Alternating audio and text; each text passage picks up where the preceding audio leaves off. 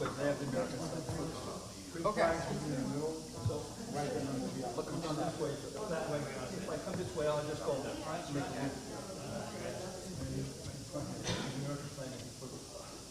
So if I come this way, American flag is behind.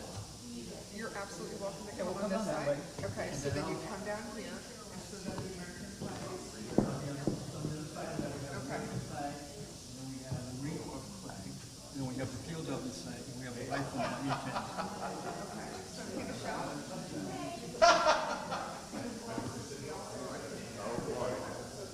Yeah. How did you guys work together? We've been in a few times. Sometimes they leave, sometimes we're behind them. It doesn't really matter. Okay. So we're just talking about the way the colors march in. Do we know what time they're showing up? Lieutenant Governor's office? No, Police color guard. police color guard. Yeah, they said a little bit before 4, Yep. like 3:45. Okay. And there's plans and programs. So you have to put them in order. And sort of how they march in and then how they. So that you can sit there? Or do you want?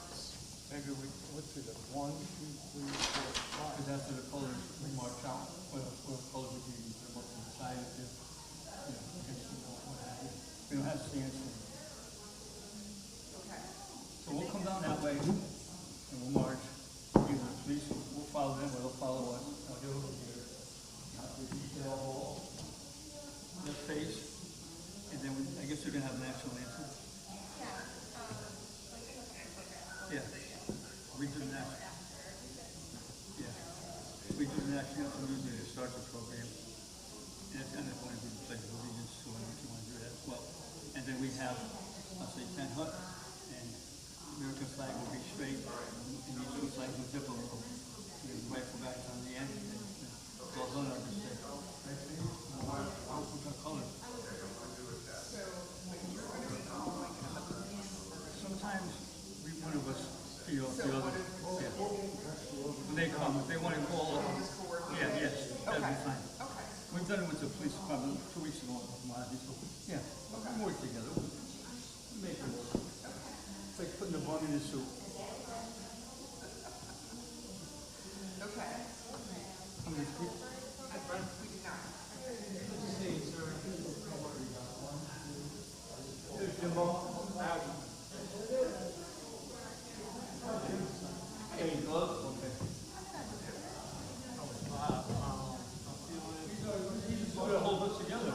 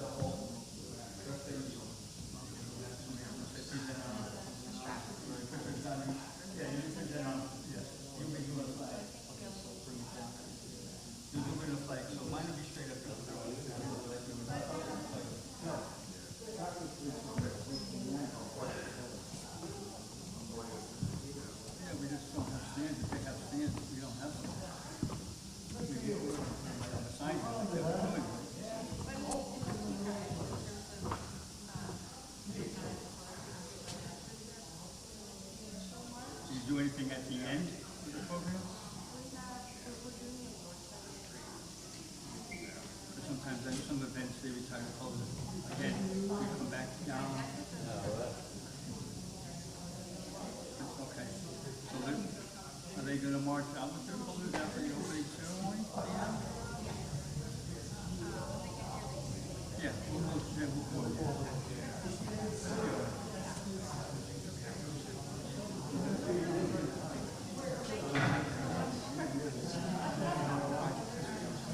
Check it out. I want to be first with the flag right there.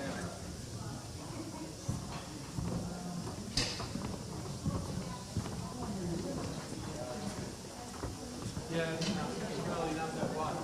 It's all right to come down with the flags. Not that bad. Want to go out that way? We'll go. Yep, go straight down, say detail hall, detail falls. If they do the national mail, say present arms. Right, the guys. Well, we have coming, Dave. Or, Dave, the mailman. yeah. If you're late for his funeral, just take.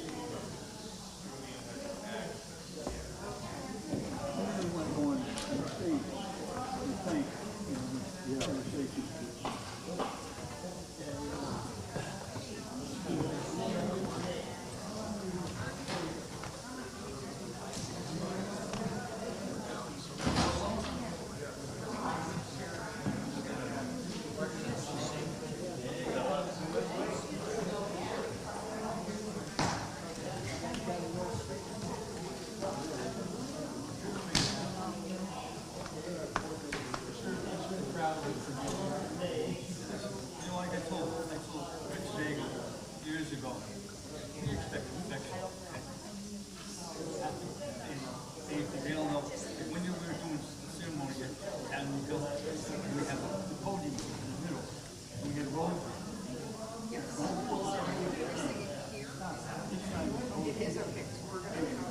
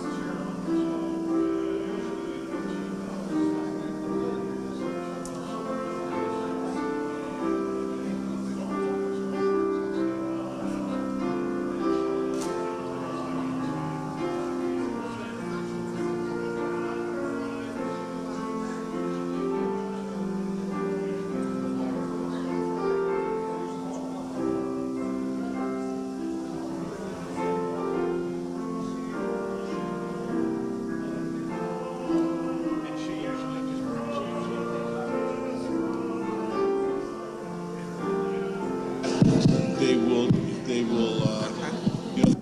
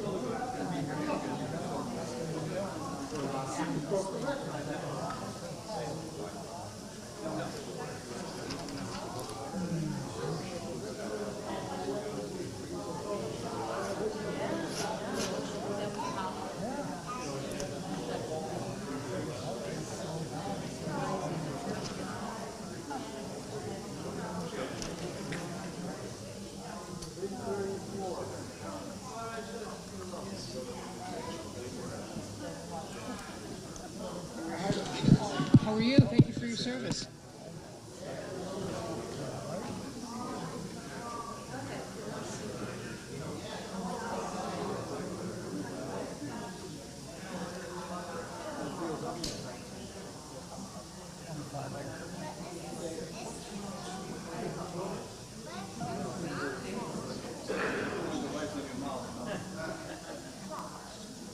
Oh, yeah.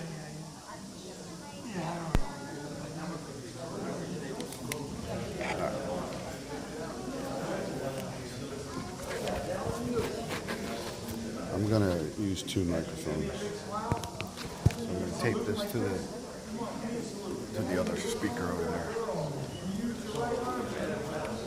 Are you picking up, it looks like you're picking up sound pretty good. It's good, but it's only 1 channel. I want a 2nd channel, so try this microphone. Oh yeah, so now we got 2.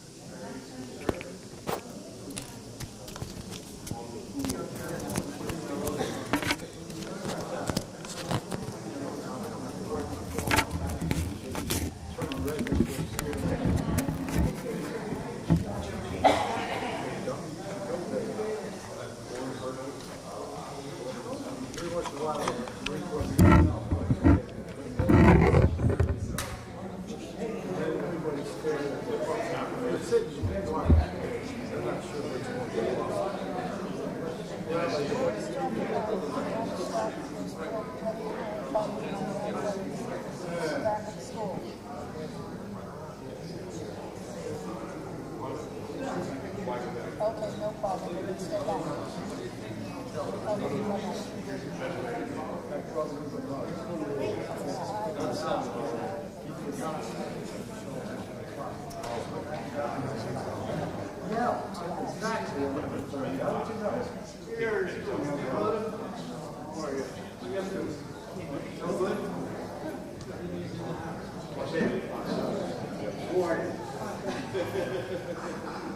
What's up, Bob?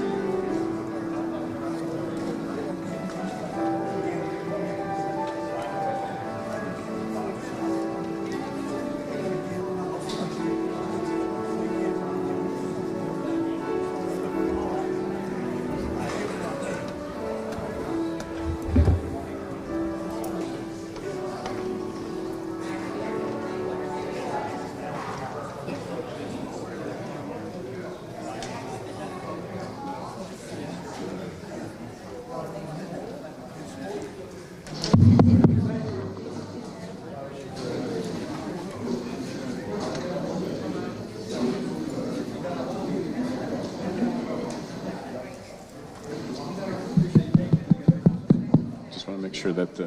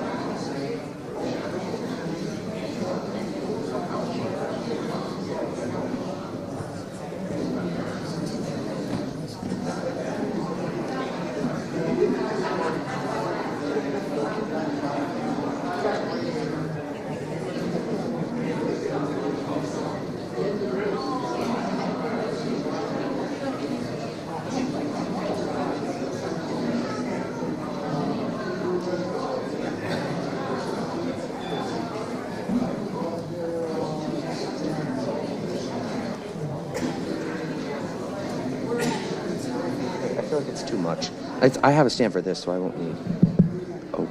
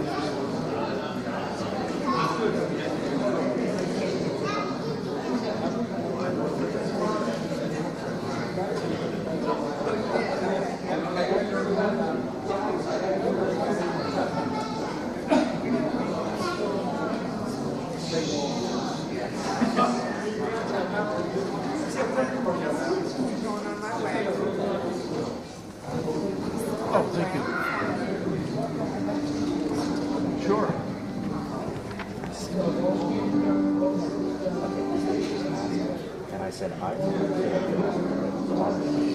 they're like, we're coming out with student council. I said, that's not good.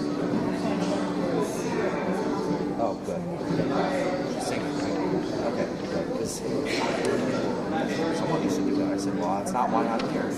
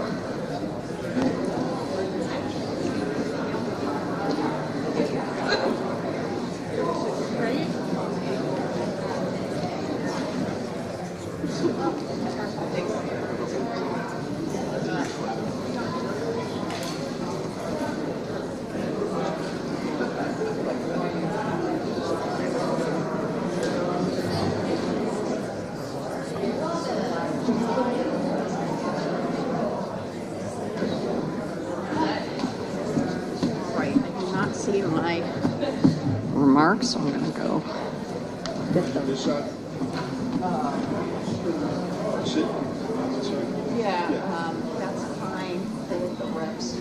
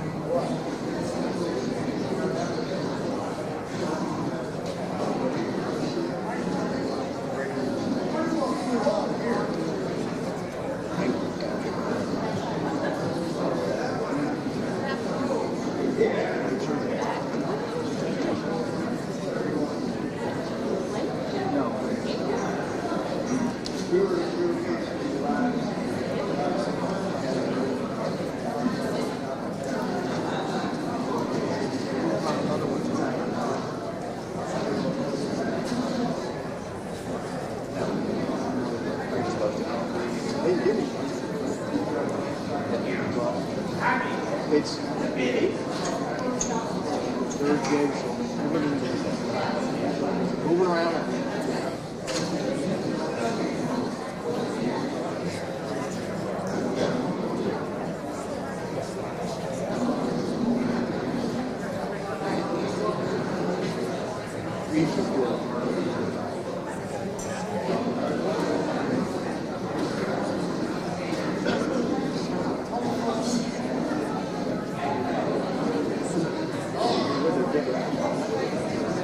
Really not common knowledge. I wish this was a line item in his book.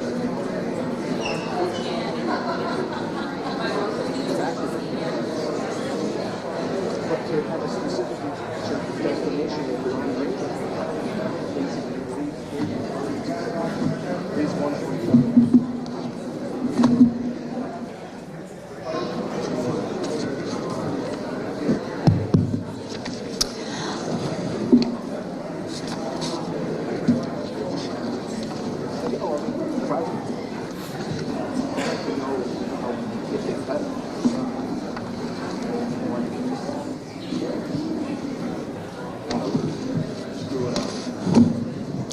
Well, good afternoon, everyone, and welcome. We are so very delighted that you all have joined us so that we can honor and recognize and welcome home our Stratford Korean era and Vietnam era veterans. Let's have a round of applause for our veterans.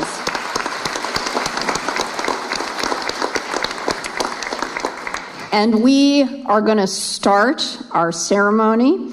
And if you are able, we ask that you please rise for the presentation of the colors and our pledge and our national anthem. And I will ask the Stratford Police Department, Honor Guard, and the United States Marine Corps League Housatonic Detachment number 1129 to please post the colors. Hold. Left, take. Present arms. And I now like to invite Officer Sandy Quinones to come forward and lead us in the Pledge of Allegiance.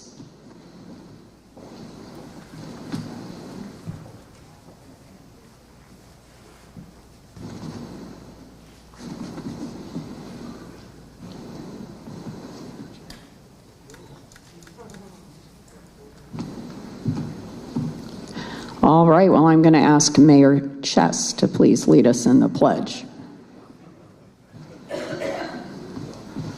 I pledge allegiance to the flag of the United States of America, and to the republic for which we stand, one nation, under God, indivisible, with liberty and justice for all.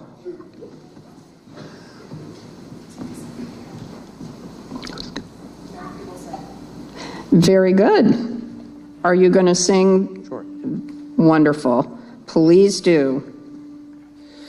Oh, say, can you see by the dawn's early light what so proudly we hailed at the twilight's last gleaming, whose broad stripes and bright stars through the perilous fight o'er the ramparts we watched were so gallantly streaming, and the rocket's red glare, the bombs bursting in air, gave proof through the night that our flag was still there.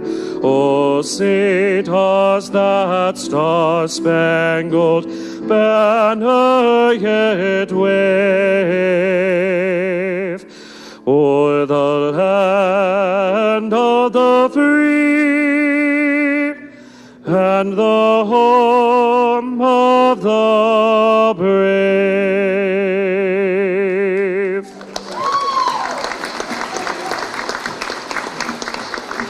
Beautiful. Thank you so much. Right, face. Mark time, march. Forward, march.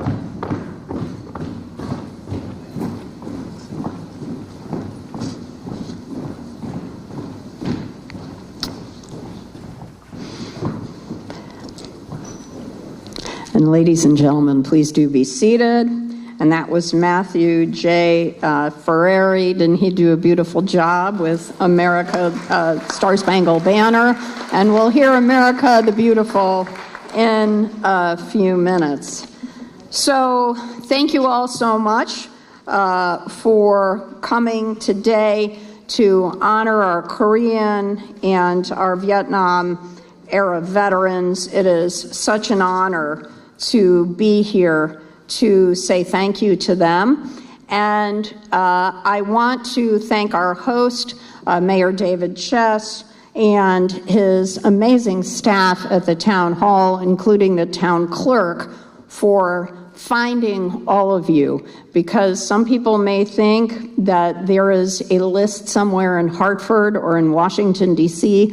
of all of our veterans who've served, but actually the very best list lives at every town hall in the state, because that's where you file for your property tax exemptions and where you file your DD 214 discharge papers. And I want to thank Mayor Chess for being so enthusiastic about hosting you all here today. Let's give him and the town hall folks a big round of applause. So I'm very proud to say that between 2008 and 2010, I had the great honor of recognizing in 140 towns, including Stratford, our World War II veterans. And I'm so glad that the Secretary of the State's office did that during those years. I had the great pleasure of honoring and meeting more than 15,000 living World War II veterans in almost every town across the state. And sadly, since then, many of our greatest generation have passed away. It was an incredible privilege. And along the way, when I was meeting them, many of those World War II veterans told me that they had also served in Korea. So we began on a journey to honor our Korean veterans, and that is why we are here today. And we are also here today to say thank you to our Vietnam veterans. I have had the honor of visiting 137 towns to thank and welcome home our Korean veterans, and this is the 128th town that I've had the pleasure of visiting to recognize our Vietnam veterans.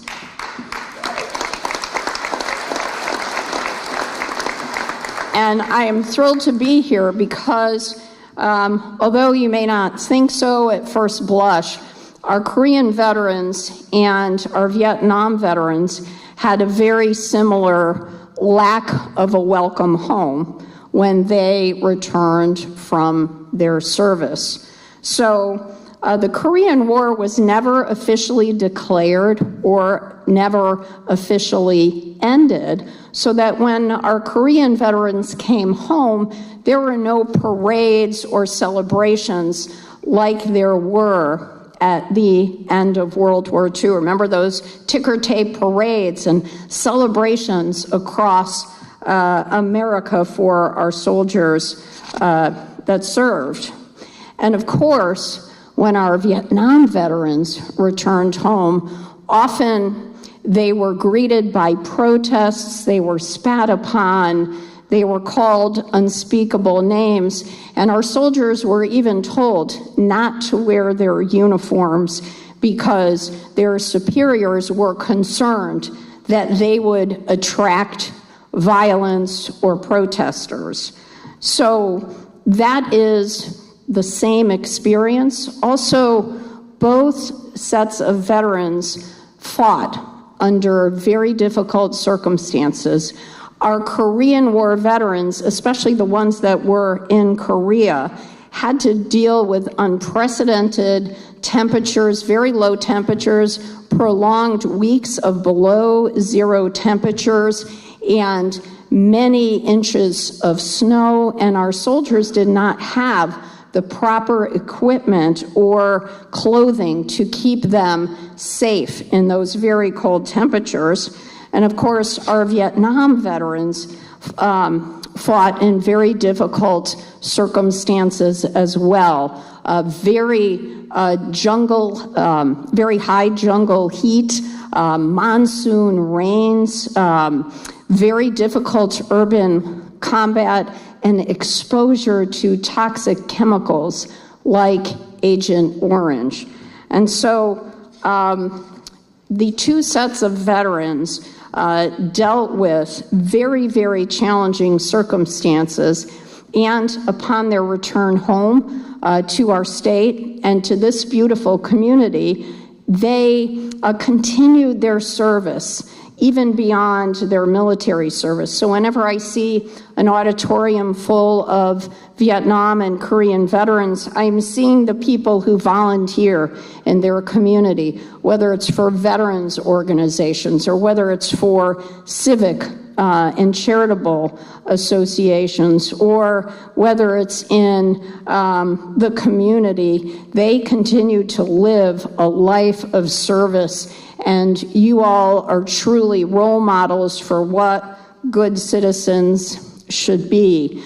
We thank you for raising beautiful families, for contributing to this beautiful community and to our state, and we thank you for putting your lives on the line for freedoms that we sometimes take for granted as Americans, the freedom to speak as we choose, to live as we choose, to worship as we choose, and of course, the most precious freedom that I think we all have as Americans, and that is the right to vote and to choose our leaders, because in so many countries across the globe, people don't have the opportunity to choose their leaders.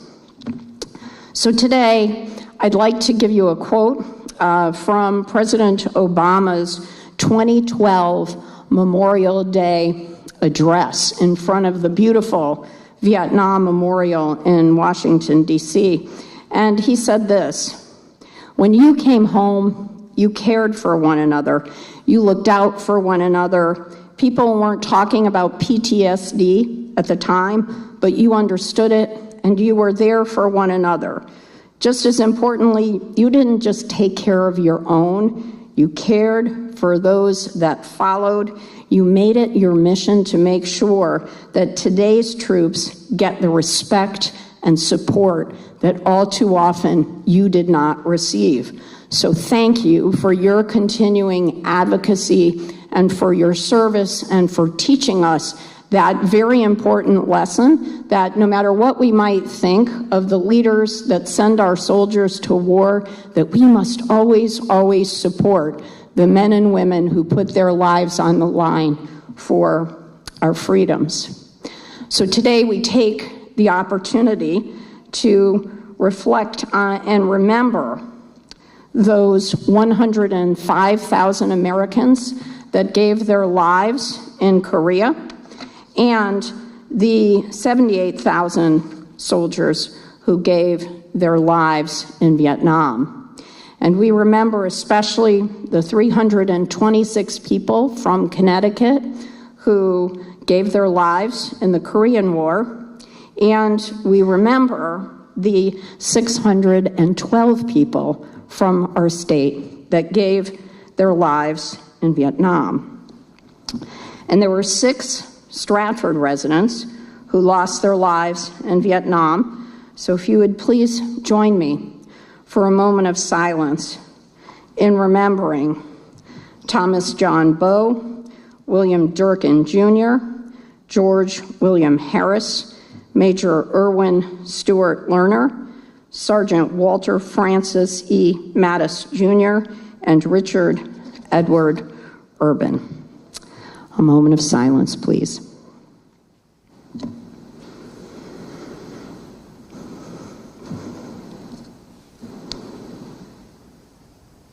Thank you so much.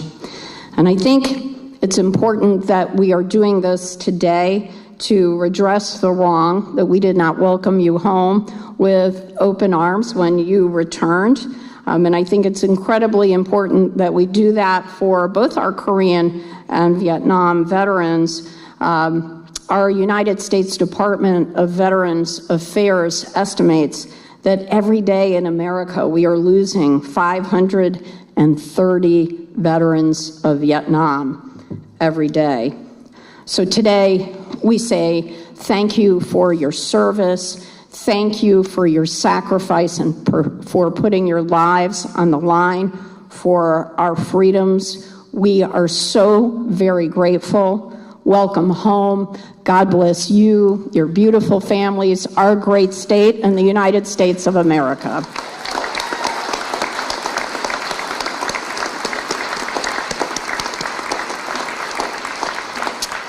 And it's now my pleasure to bring up Deputy Commissioner Jack Carragher, who is our second in command at our Department of Veterans Affairs that is charged with taking care of 130,000 United States military veterans in our state. Deputy Commissioner Carragher.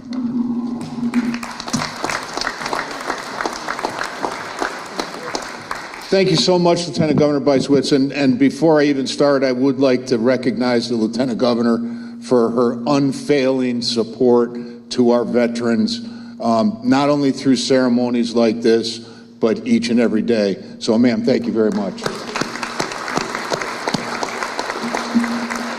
So my name is John Carragher. I am the Deputy Commissioner, but more importantly, I'm a soldier for life and a proud American veteran. It's great to be in Stratford. Commissioner Welch sends his best regards. He was out of town today and couldn't be here with you. And I have just a couple of very, very simple messages. First, for our Korean veterans, Korea is often called the Forgotten War.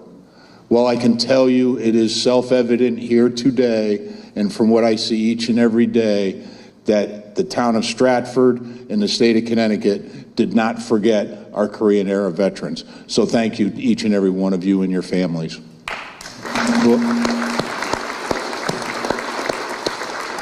And for our Vietnam veterans, it's a little bit more personal for me. The message is still the same, and that is thank you, but it is a little bit more personal.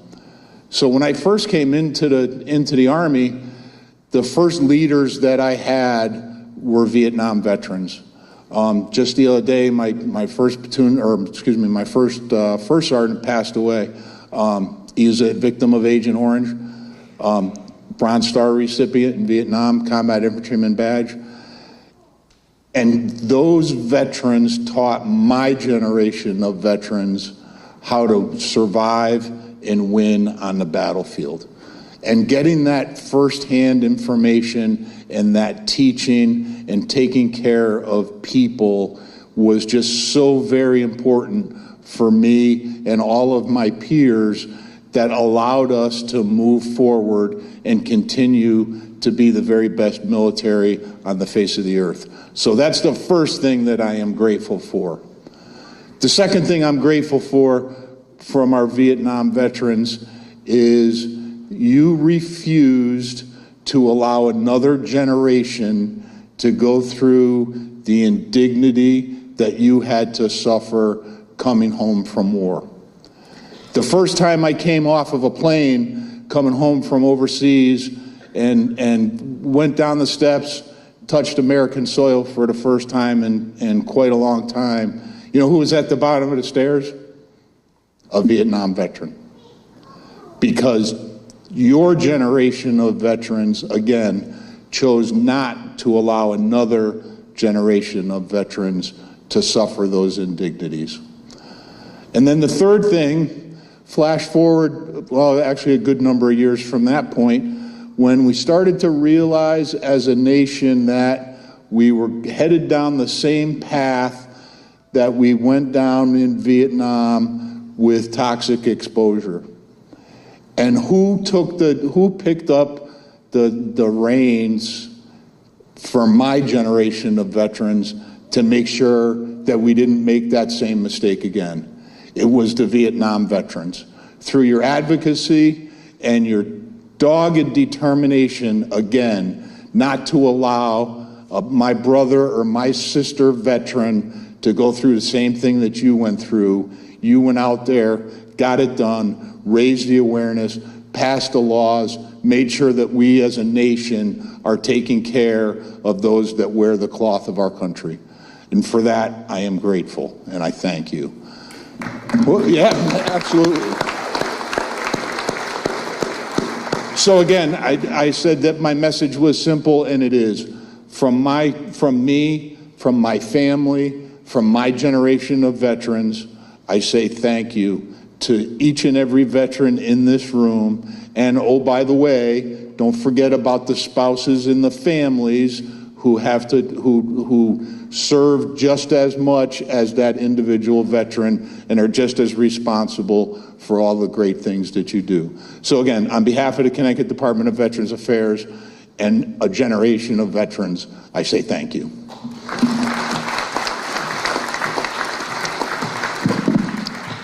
Thank you so much. And now it's my great pleasure to introduce our host, Mayor David Chess.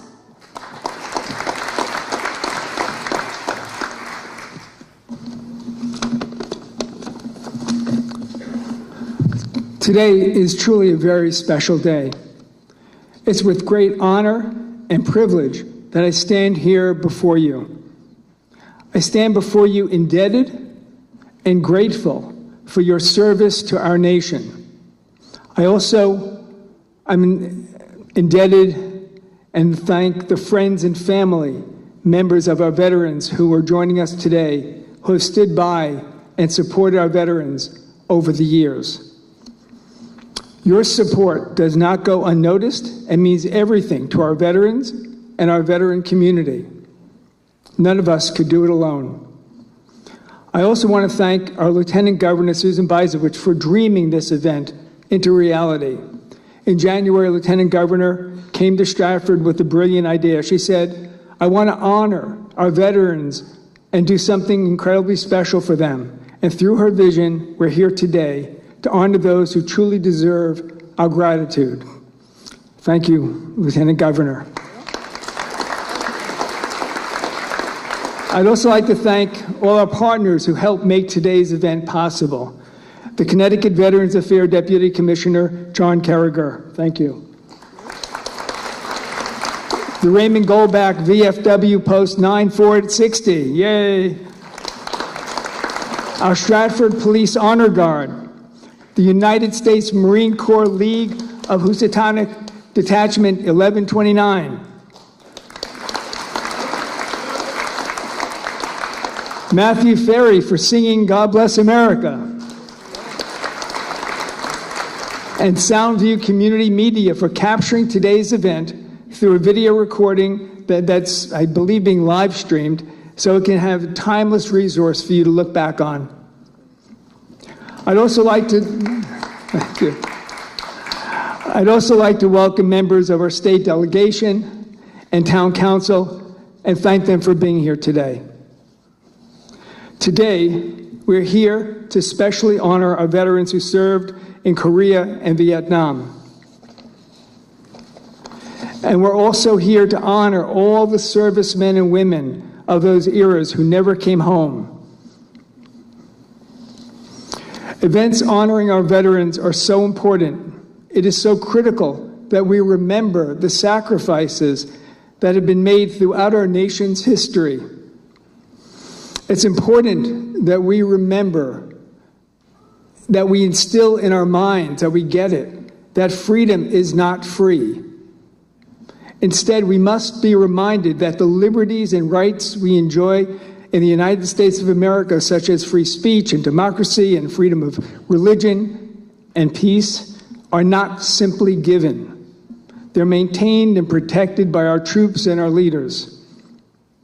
We must also continue to inform and educate our younger generation of our nation's history so that they understand again that freedom is not free.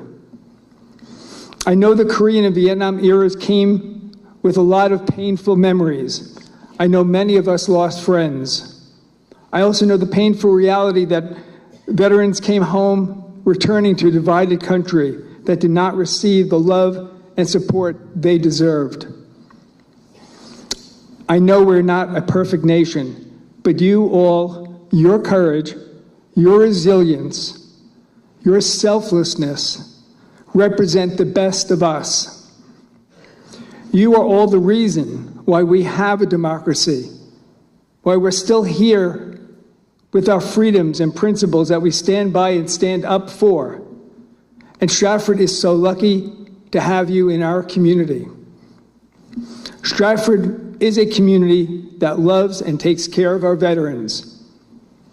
We are so fortunate to be home to the Stratford Veterans Museum, located in Booth Memorial Park, which collects local veterans artifacts, records oral histories, and hosts school field trips to promote better education of our nation's history and foster the appreciation of our veterans. In closing, I thank you for all being here today. You are all remarkable human beings and deserve our sincere recognition for your dedicated service to our nation's core principles and allowing freedom to endure in the United States of America. So I bow my heads in gratitude to you. You all give me the motivation to do the work I need to do as mayor of this great town and to make sure that the heart of who we are, the soul of our America, is always with us. Thank you again. God bless our nation. God bless our troops around the world. Thank you.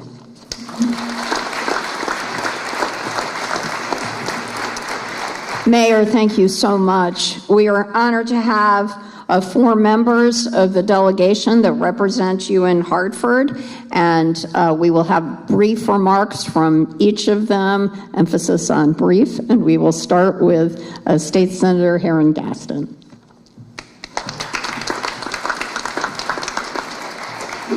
Thank you all so much, and it's so good to be here today. I wanted to first acknowledge our Lieutenant Governor. She has been magnificent. She's been majestic in her ability to really raise the profile here in the state of Connecticut and to elevate our veterans. So for that, could we give her a round of applause?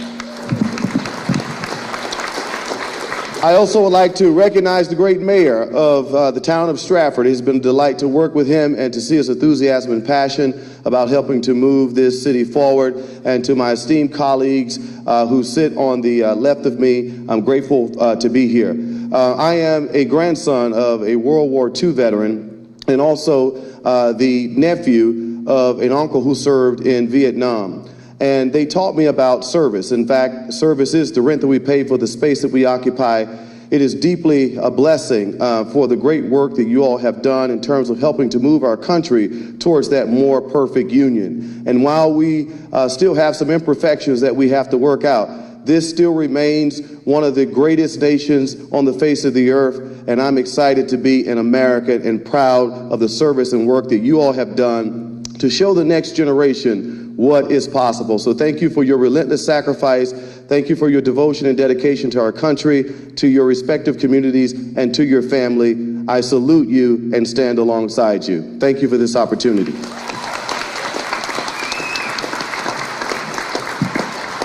State Senator Perillo, would you please come up and give some remarks? Governor, thank you. You know, most people, when they think about you, veterans, they think about you as kids, when you first joined, when you first served. But I think a lot of people miss the fact that you never stopped serving throughout your entire lives. And I think that's more important now than ever, as we see, at least I believe, we see a generation of young people who don't quite understand what sacrifices you all made. And they don't understand quite honestly, why you made them. And the fact that you're here, that we're all here, we have to continue, we collectively have to continue that service. And one way we do it is by educating our young people about what it means to sacrifice for our country, for our communities, for one another. And so I thank you for your service when you were kids. I thank you for your continued service through today. And I guess I give us all a bit of homework to make sure that we continue to educate our young people so that they choose a life of service as well. Thank you for everything you've done.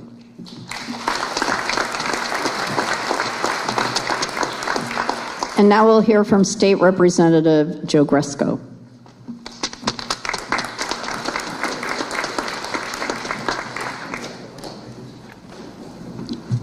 Thank you. Thanks for everybody for coming out. Susan, thank you for walking the walk as usual.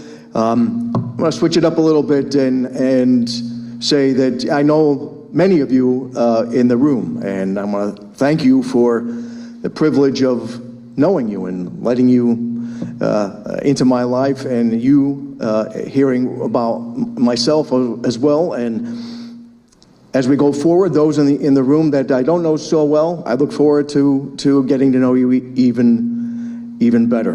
And I wanted to say, not only thank you for your service, but as I've said many times, you are an inspiration on a daily basis to those that stop and take notice. For myself, on the days where it's not going well, on the days we're in Hartford and something doesn't go your way, and I often think of the sacrifice you made, and not just to signing the papers and going, but every day, that type of sacrifice, and coming back to our community and continuing that service.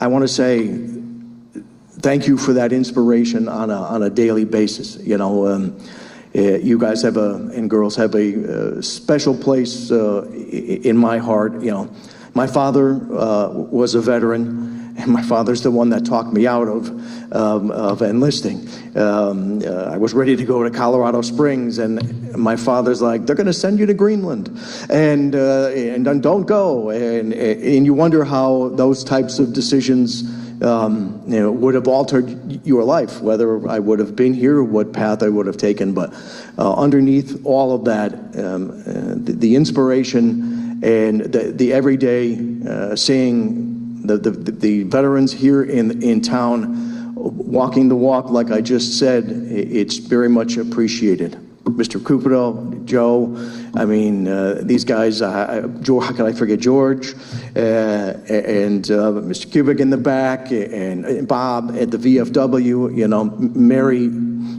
made sure I was a lifetime auxiliary member, so she did her job. But in the spirit of being brief, I'm going to wrap it up there, but say thank you. And if you guys ever need anything from any of us, please, you know how to get us. Thank you. Thank you. And finally, we'll hear from State Representative Caitlin Shake.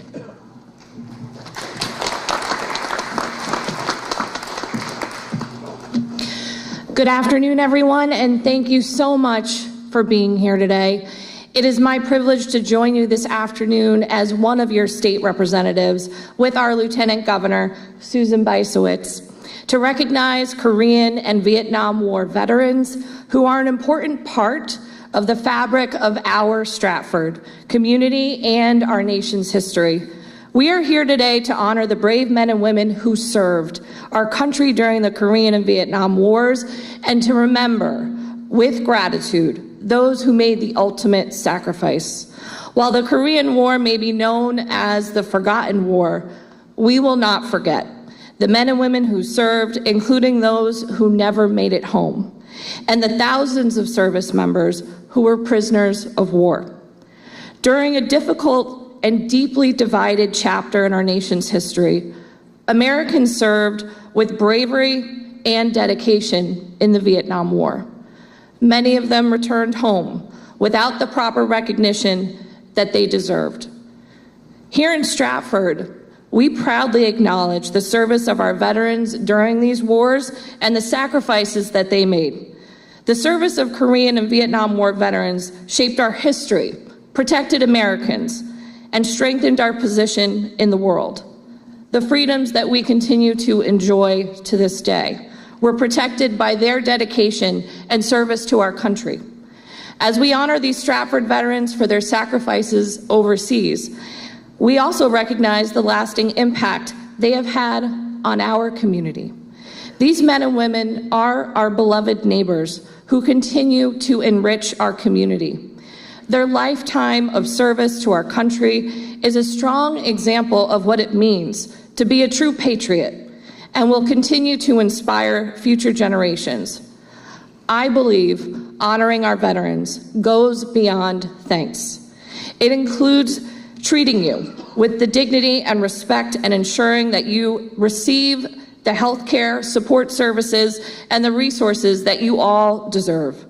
Which is why I'm proud that here in Connecticut and thankful we continue to pass legislation to strengthen protections and deliver real relief for veterans and your families.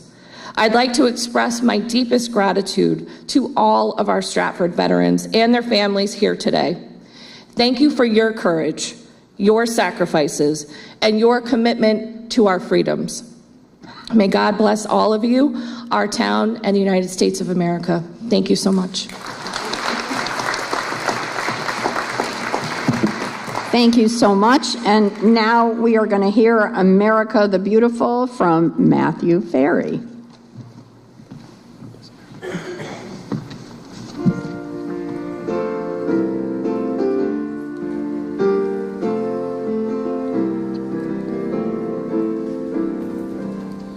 While the storm clouds gather far across the sea, let us swear allegiance to a land that's free. Let us all be grateful for a land so fair, as we raise our voices in a solemn prayer. God bless America, land that I love. Stand beside her and guide her through the night with a light from above. From the mountains to the prairies, to the oceans white with foam. God bless America, my home, sweet home. God bless America, land that I love. Stand beside her and guide her through the night with a light from above. From the mountains to the prairies, to the oceans white with foam. God bless America, my home, sweet home. God bless America, my home, sweet home.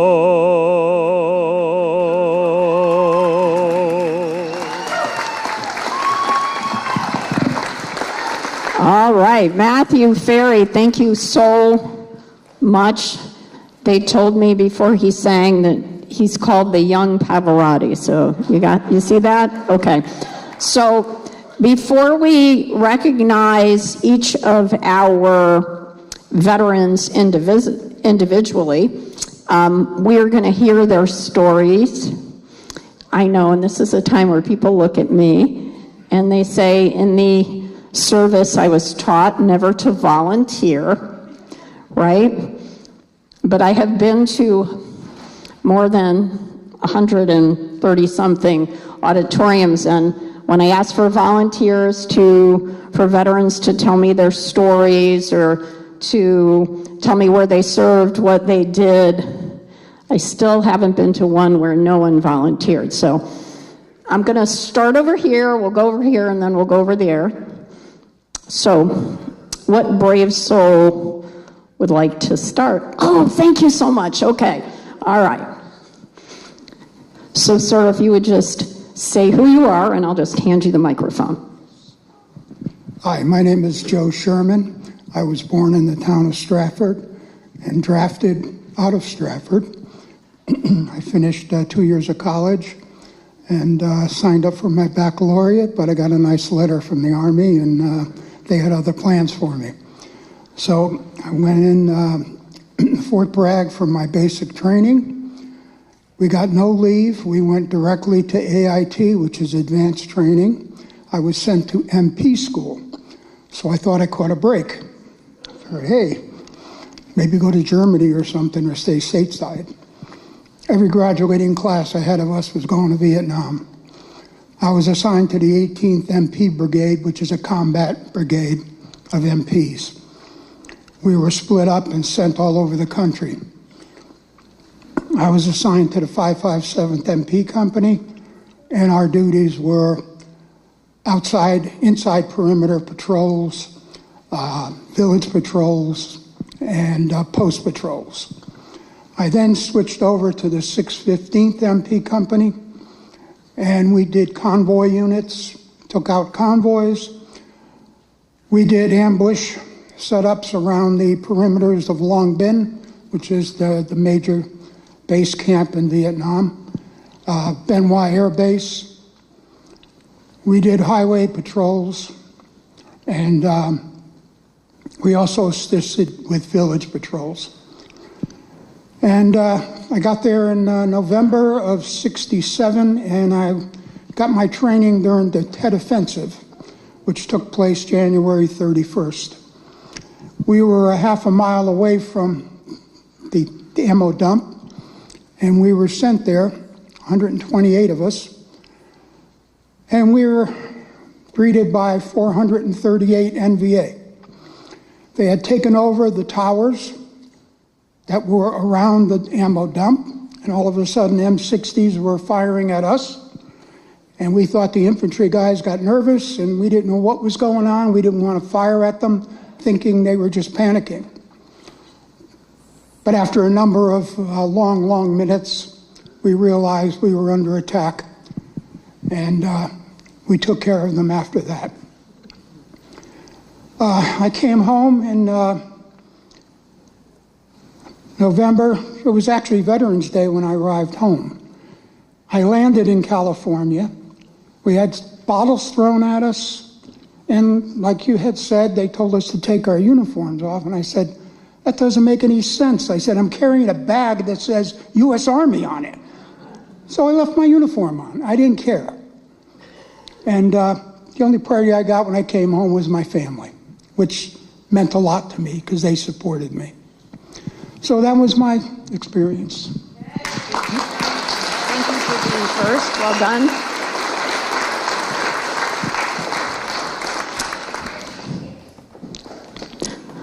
So here's a gentleman that's wearing a Korea hat. Sir, could you say a couple words? Just. You don't want to talk to me. Absolutely. What's your name, sir? Governor, my name is Al Carlson. And there's a lot more gentlemen here that served in the war and got wounded more than I ever did. I just soon give them the credit, not me. All I did was do my part. I served in the Navy. I was on an aircraft carrier during the Korean War during 1952 and 53. And I'm satisfied with that. I don't worry about anything else. As I said before, there are more men in this audience that have been wounded than I have. And I grant them the pleasure, not me. Thank you so much.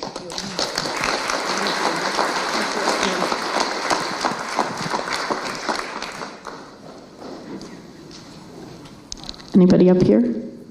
While I'm here? Mr. Durkin. Do Mr. Durkin. Yeah? Sit here. My name's Patrick Daly. I was drafted October 1966. Just been in the country 10 months. I was in the U.S. infantry. I went to Vietnam in 1968. I was wounded in action in Saigon in 1968. Actually, it was Mother's Day 58 years ago. That day, U.S. forces suffered 10 dead, 44 wounded. So it was not a good time. I spent 9 weeks in hospital, but thank God everything is well, and I've been a Stratford resident for about 44 years. Thank you.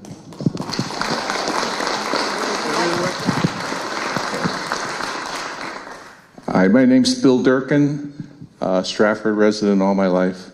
My brother was the first soldier to die from Stratford in Vietnam. His name is Joseph W. Durkin, Jr.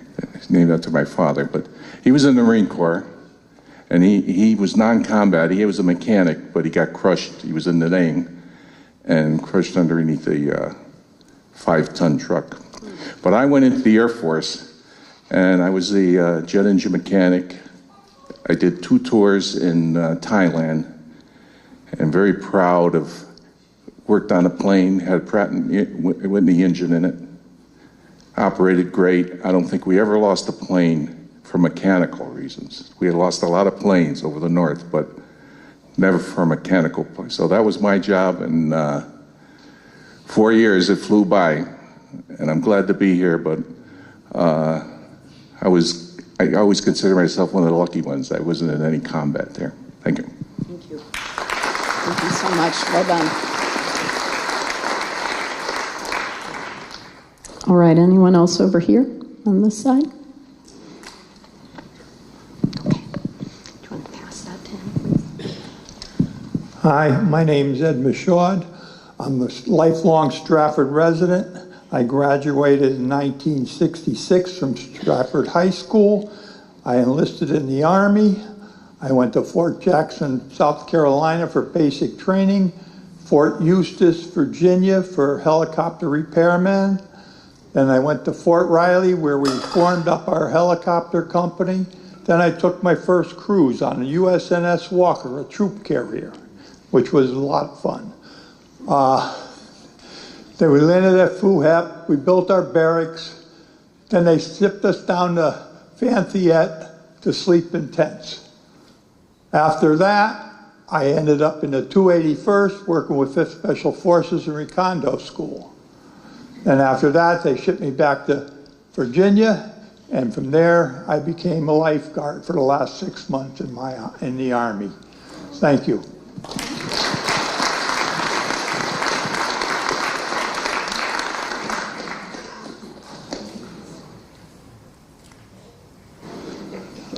Okay.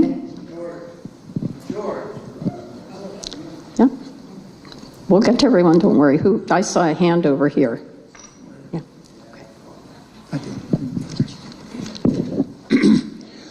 My name is Robert Chunka. I also am a lifelong Stratford resident. I graduated Stratford High School in 1967. In December of 68, I was drafted into the United States Armed Forces. I went through basic and AIT training at Fort Jackson, South Carolina. Came home for 30 days, and was off to Vietnam. When I got there, I didn't know which unit I was going to go to. So they assigned me to the 101st Airborne Division. I said, I'm not airborne. The guy said, don't worry, we'll find something for you to jump out of. Well, 26 combat assaults, here I am. I was attached to 1st Battalion 327 Infantry D Company. We're in the infantry. I spend most of my time, all my time actually, up in I Corps, Northern South Vietnam. pulling night ambushes on the coastline and into the Central Highlands and into the Asheville Valley. I was there 3 times. The first time I was there, we got hit pretty bad. We went in with 113, 14 guys in our company. 7 days later, we came out with only 57. So I seen my share of crap there. And after that, I had to tell somebody. I didn't want to tell my parents, but I told my sister. That's the only way I could think. I says, I didn't think I would be coming home after what I seen and what was done. And anyways, I was there for 1 year, came home, had to finish my time in Fort Rucker, Alabama. They got my orders mixed up. They sent me to an engineer outfit. What did I know about engineering? So they put me in charge of garbage patrol, which I didn't mind because I rode in a truck. I had a driver and 4 helpers, 2 guys lifting the cans and 2 guys throwing them off. So anyways, let's see. I'm trying to think. Well, that's where I finished my time. And there's only one thing I learned when I was in Alabama, and that was, you ain't born here, you don't belong here. and that's about it. Thank you very much. Thank you very much. Thank you, sir. All right.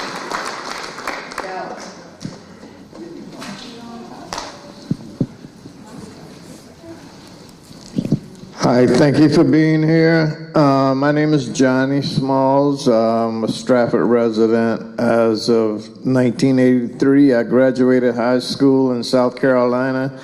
I joined the Army 2 weeks later. At 17, I did all my basic and AIT training. In October of that same year, I was in Vietnam. I was in combat engineers. When I got to Vietnam, they assigned me to an ammunition group. So for 12 months, 13 months, I was in, I ran ammo dumps and all over South Vietnam and up as far as the DMZ and An Khe and all the different ones. We built and stored ammunition and supplied the troops. I returned home. I did 10 months in Fort Belvoir, and my last 11 months I did in Frankfurt, Germany. Thank you for listening. Thank you, sir.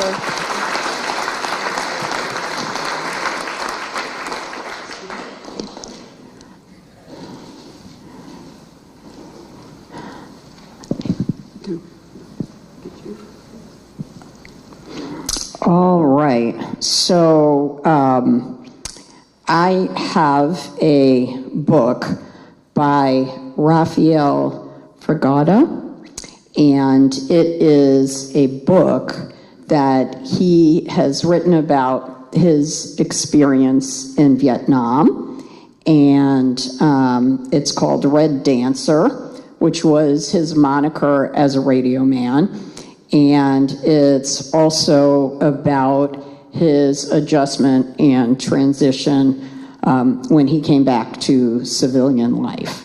So let's give him a round of applause. Can we find this at the library in Stratford? Okay, and Red Dancer is at the Veterans Library Museum. At the Veterans Museum. Thank you so much for sharing that. All right, I will ask if there's any veterans who are sitting in this back. Okay, we'll come back to you.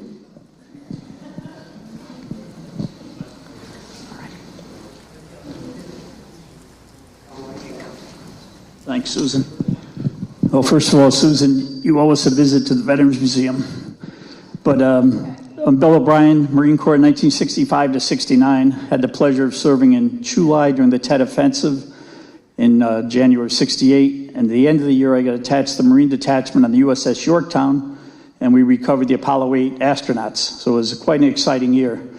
Thanks to all my service after the military, I was inducted into the Connecticut Veterans Hall of Fame 2 years ago. You were there to present the awards. And I have to use this opportunity to advertise about the Veterans Museum. We'll be celebrating 5 years in November. If you're a Stratford veteran who has not given us your picture yet, we want your picture to put on the wall. Last week I put up picture number 1,000, so we're now over 1,000 pictures. So please come see us and bring us your pictures.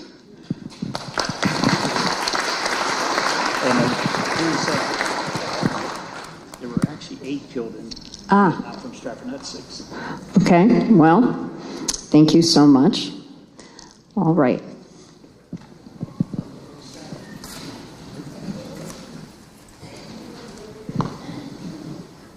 Thank you. Hello, everyone. I just want to say that I am humbled to be here today serving such heroes here. Those are the real heroes, not me. To me, a hero is nothing but a sandwich. Okay? The true heroes are the ones who never made it home. That's why we're here. Thank you.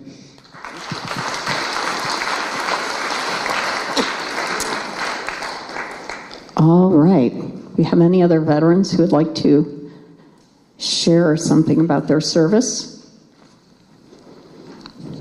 Going once? Yeah? Okay. You, sir, have the last word. Thank you.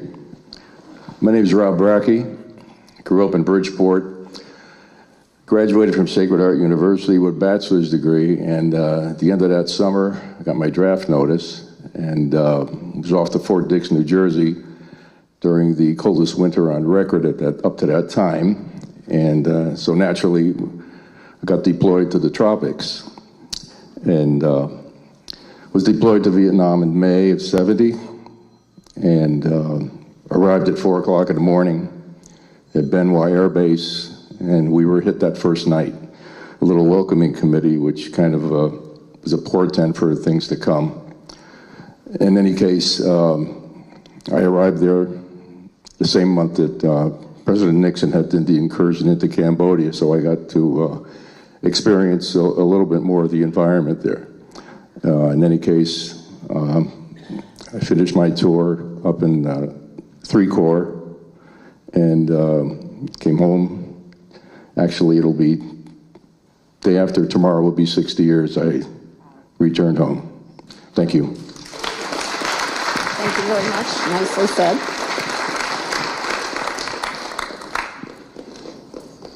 All right. Sure.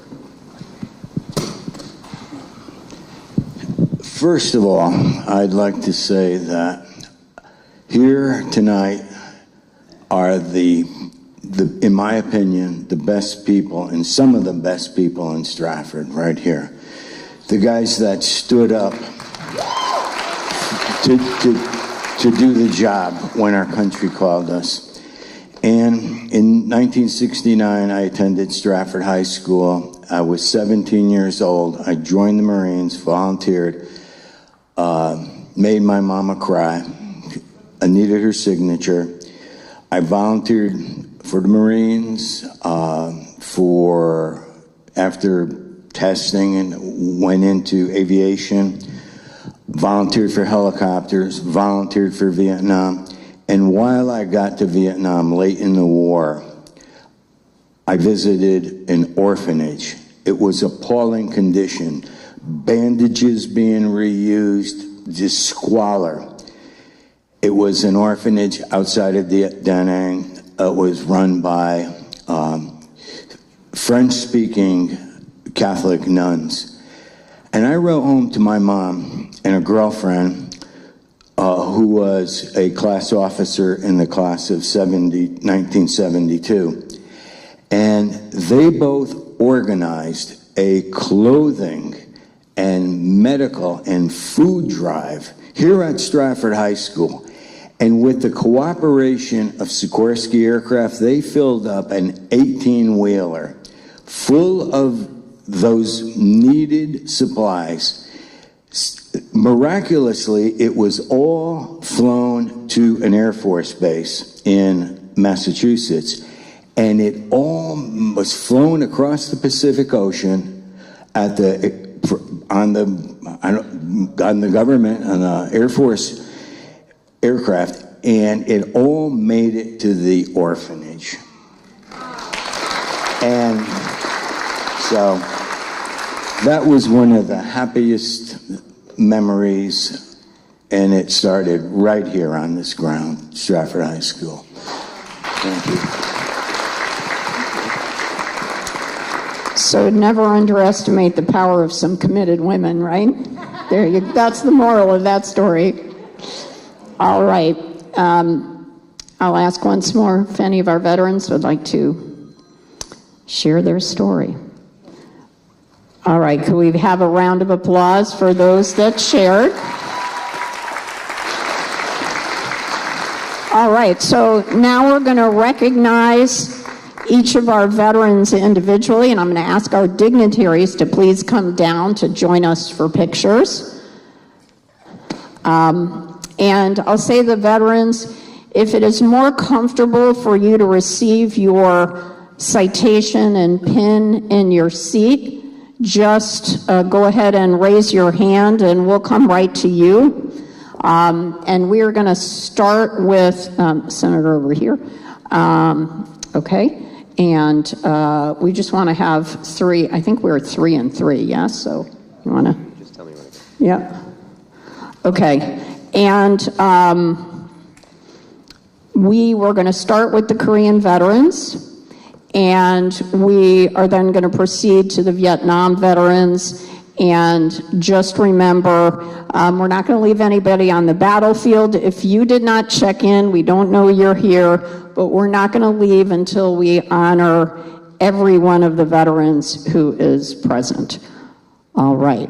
So with that, Justin, you're okay. And Mayor, I'm just going to put you right by the flag.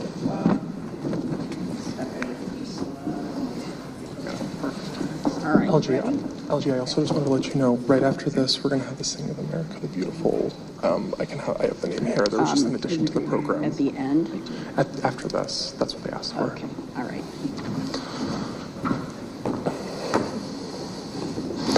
All right. We're going to start with the Korean veterans. We're going to start with Edward M. Bednarski, Susan Salomon on behalf of Mr. Bednarski.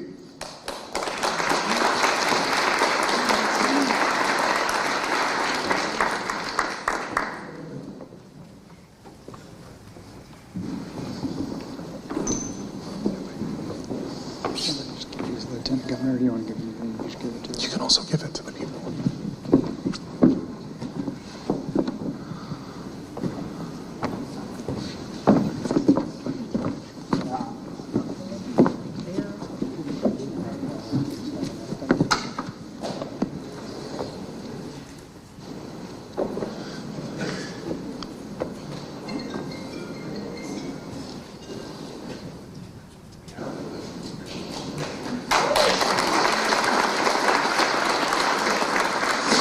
Joseph Bucciari.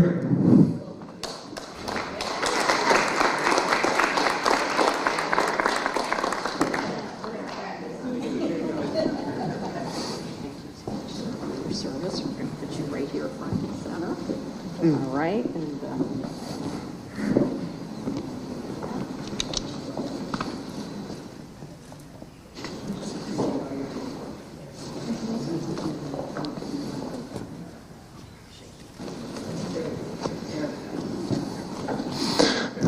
Alfred Carlson.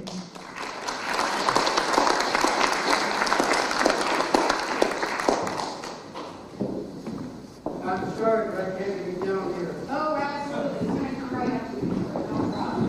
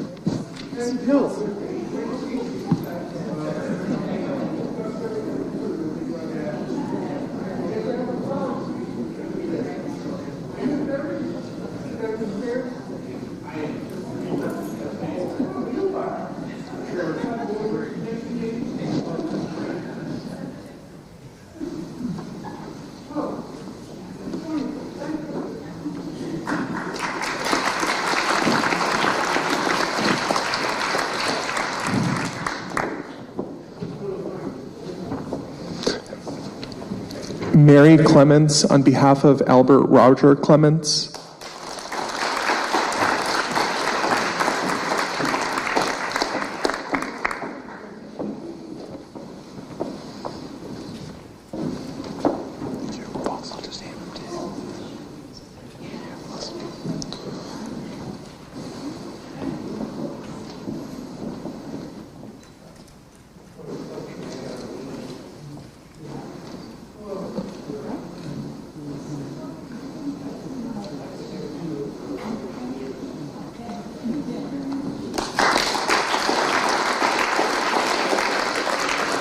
Robert Faust.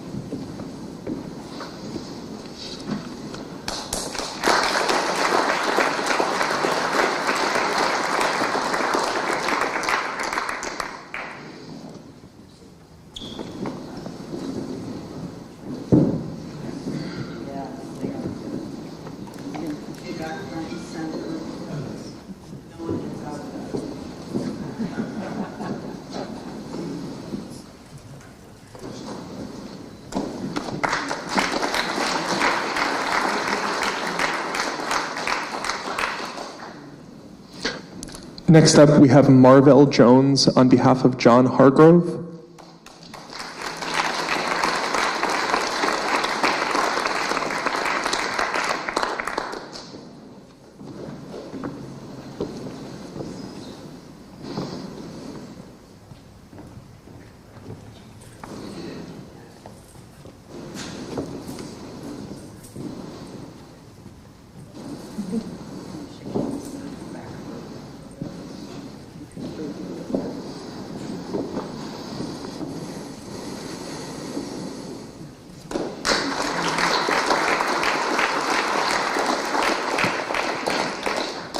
Robert Makata.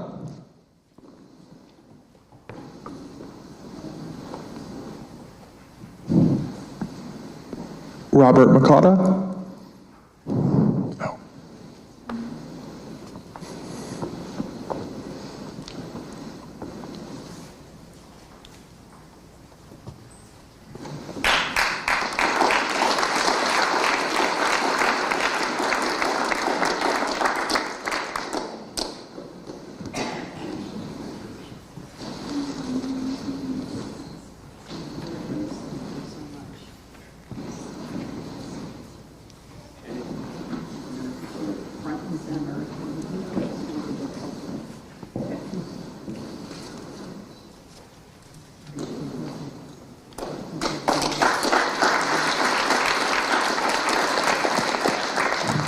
Tony Montaro.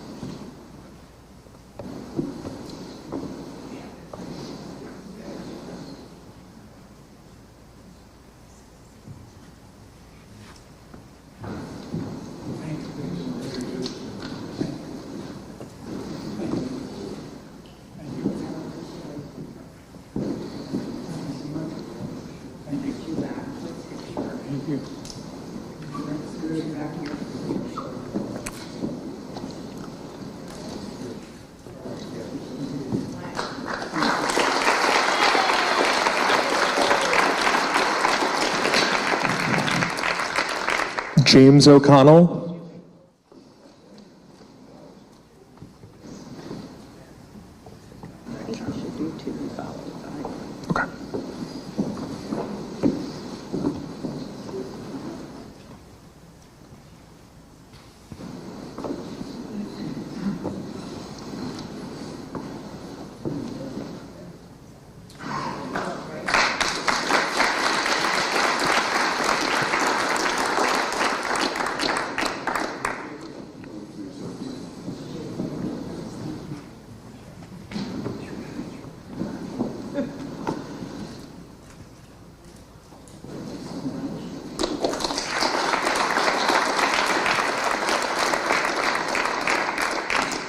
Now we're going to move into Vietnam veterans. We're going to start with Verna Atterbury on behalf of James Alston, followed by Michael Alonji.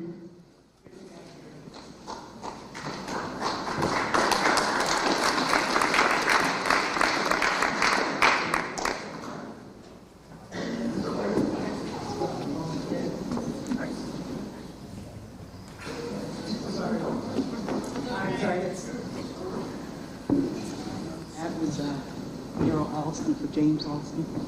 Oh, I'm sorry about that. Okay, so this is here for James Alston. Yes, thank you so much. We are very sorry. Thank you so much. I'm sorry for the mix-up.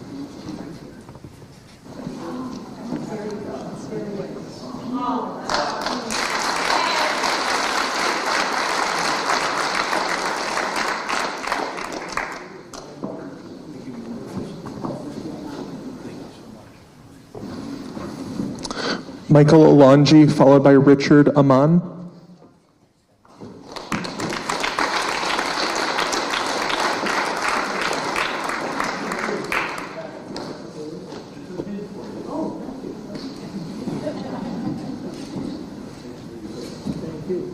It's followed by Michael Archer, right? Yep.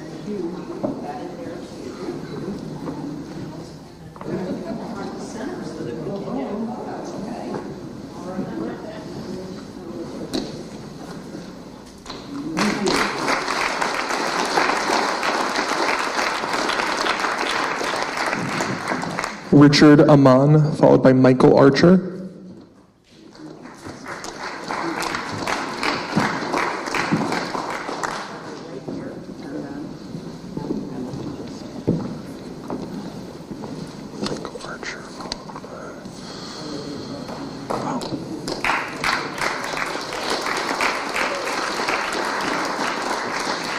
Michael Archer, followed by Verna Atterbury on behalf of Richard Atterbury.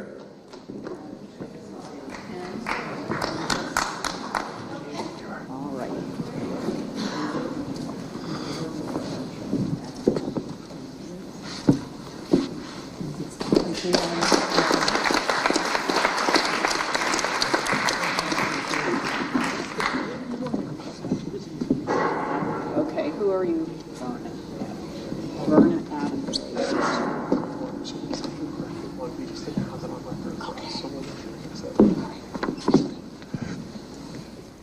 Take a picture.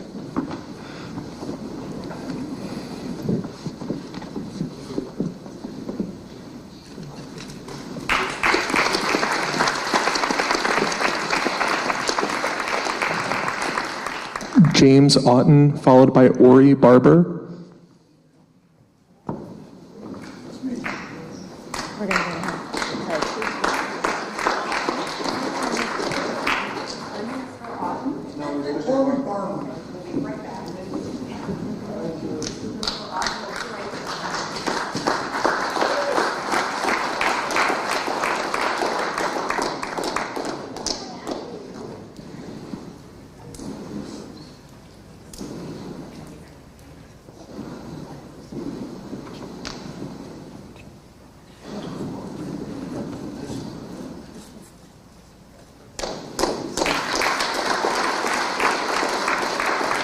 Ori Barber, followed by Richard Bango.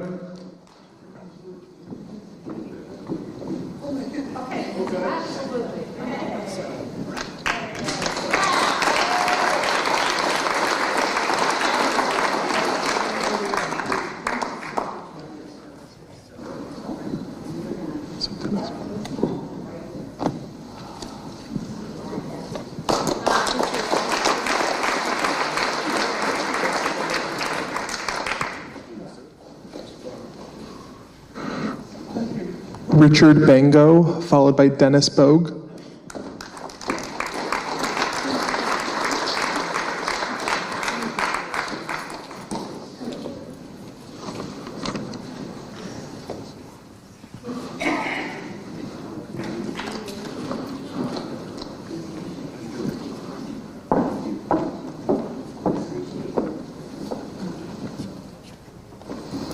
Dennis Brogue, followed by Robert Bracci.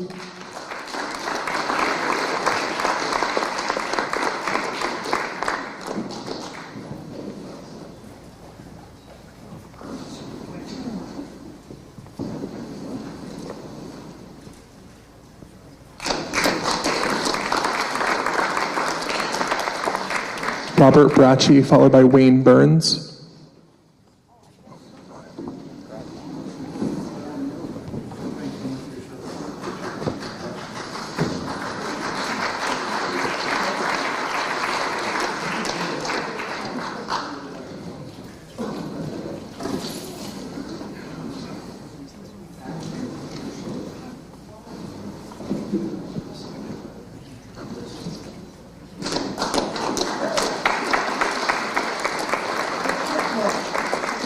Wayne Burns, followed by Lawrence Carter.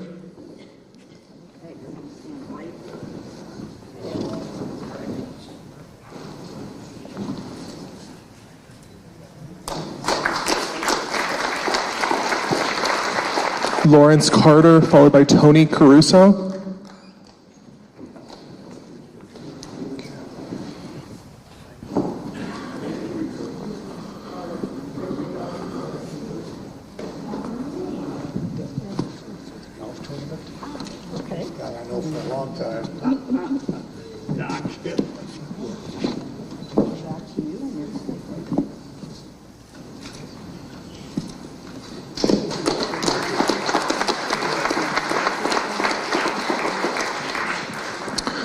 Tony Caruso, followed by Anthony Cavalier.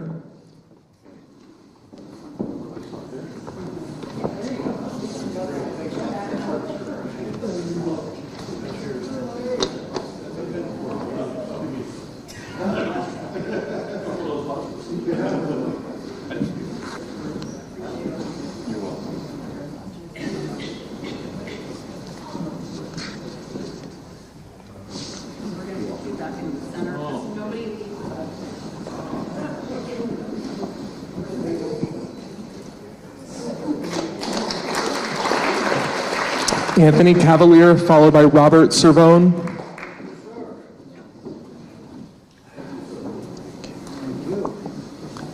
My dear. Welcome, Mr. Mayor. Good to see you. Caitlin.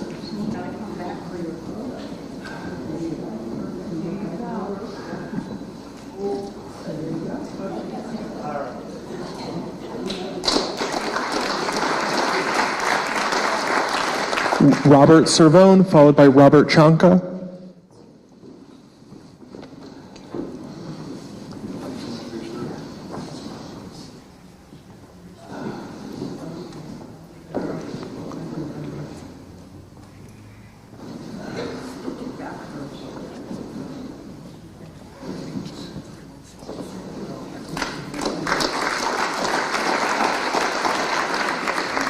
Robert Chanka, followed by Tim Cox.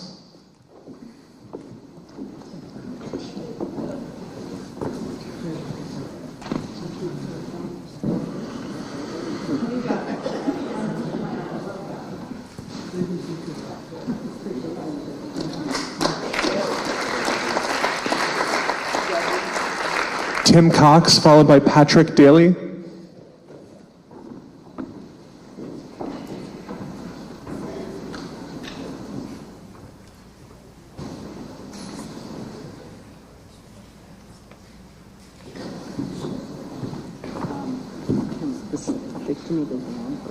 Yep.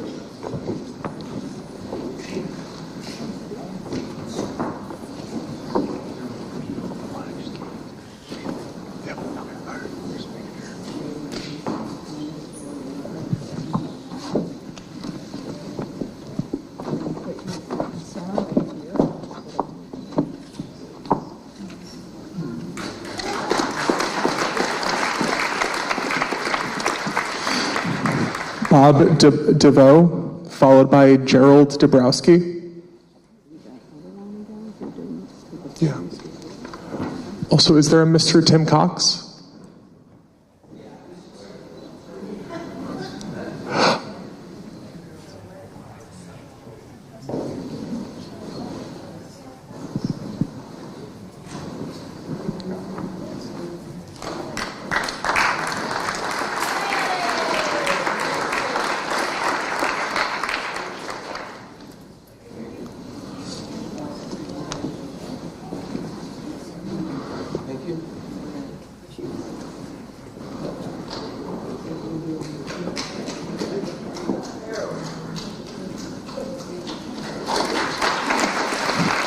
Tim Cox, followed by Sue DeVoe on behalf of Bob DeVoe.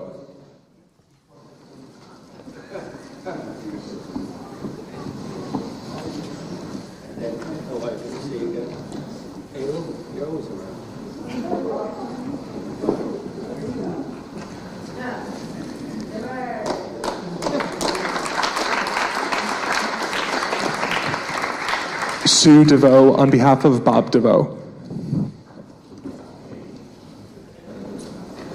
Followed by Gerald Dabrowski. Oh, LG.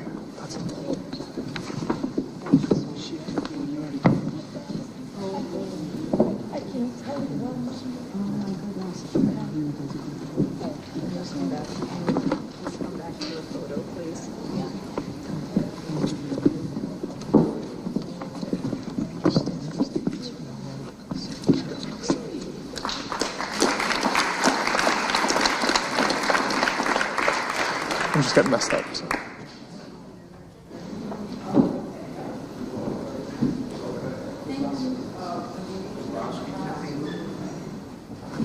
We'll sort it out in the end. Gerald Dabrowski.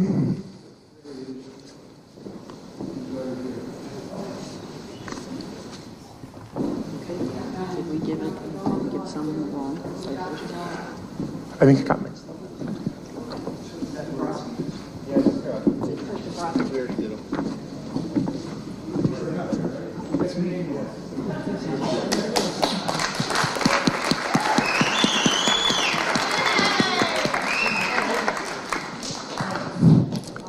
William DeFederico, followed by James Denen.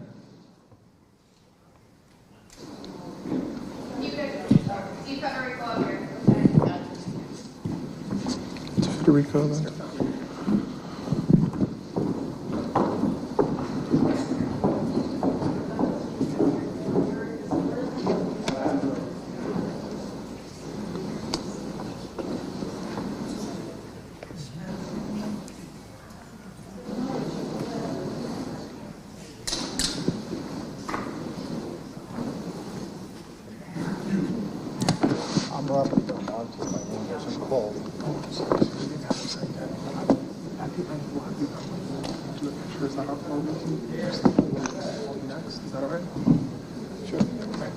Sorry.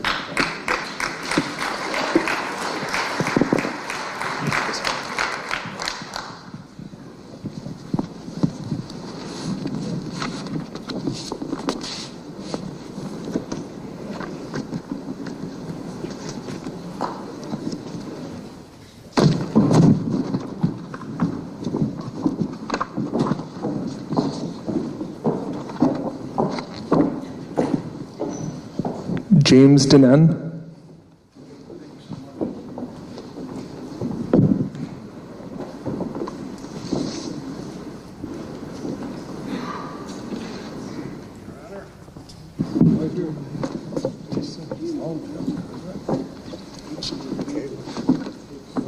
Come back for your picture. That was a good try.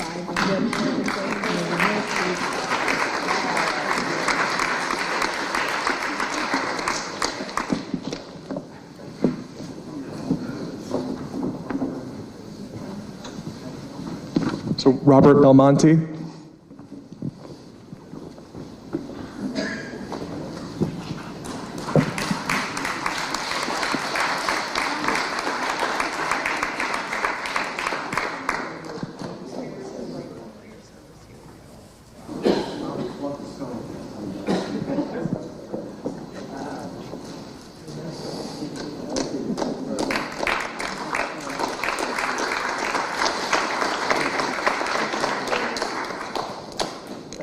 Gerald Duca, followed by William Durkin.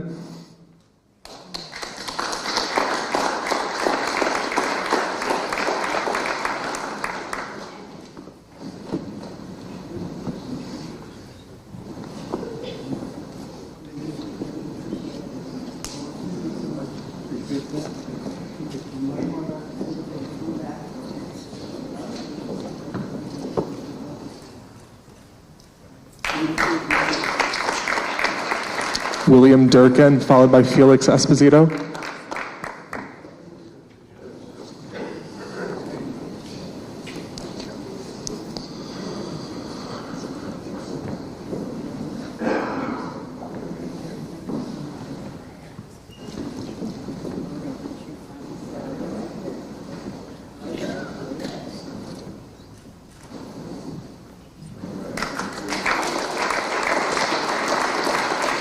Felix Esposito, followed by Tom Fahey.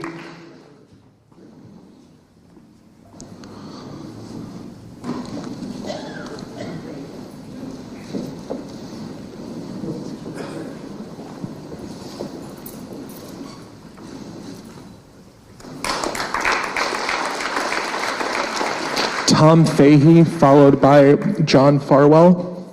Oh, sorry.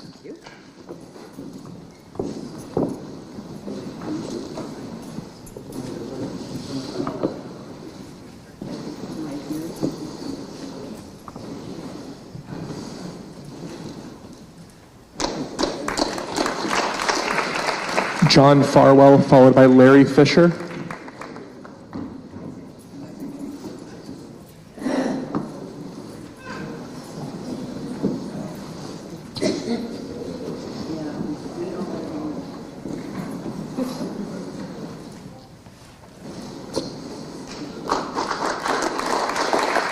Larry Fisher, followed by Brandis Edward Flash.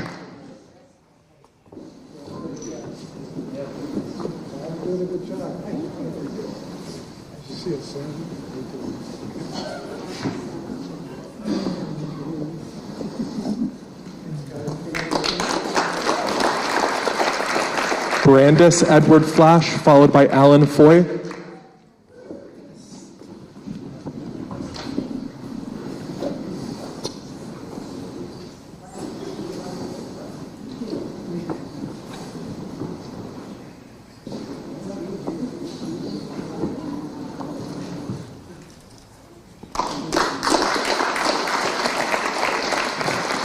Alan Foy, followed by Robert J. Forget.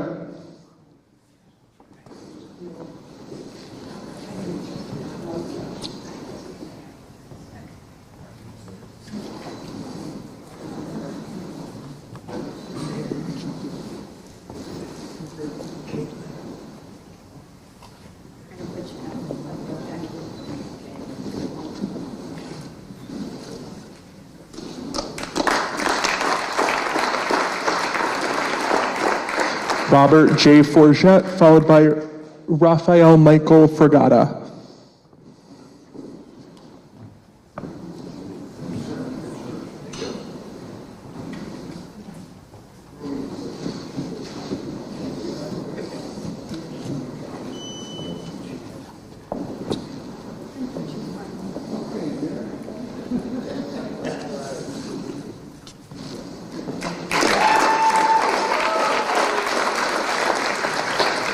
Raphael Michael Fragata, followed by Gregory Gaddison.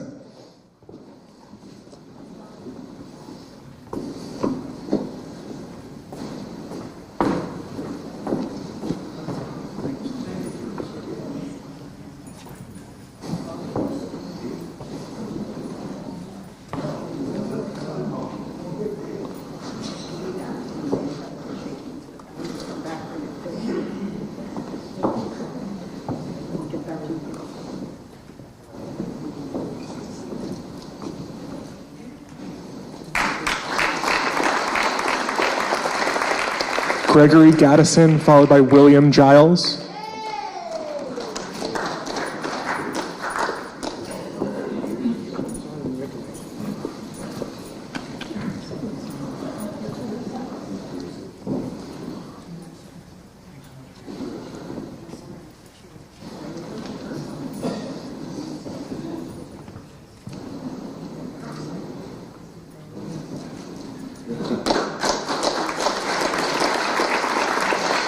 William Giles, followed by Ken Graham.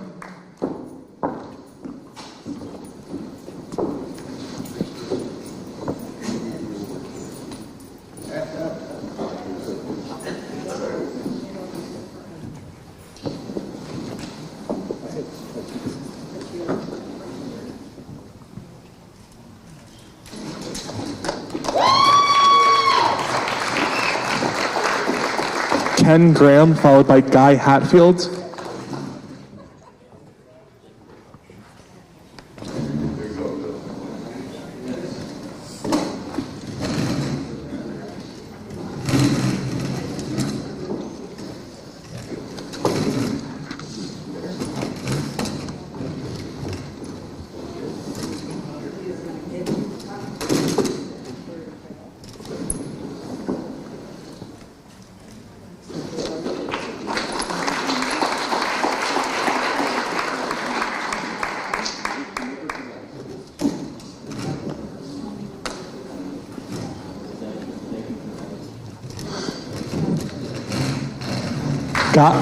Guy Hatfield, followed by George Hengis.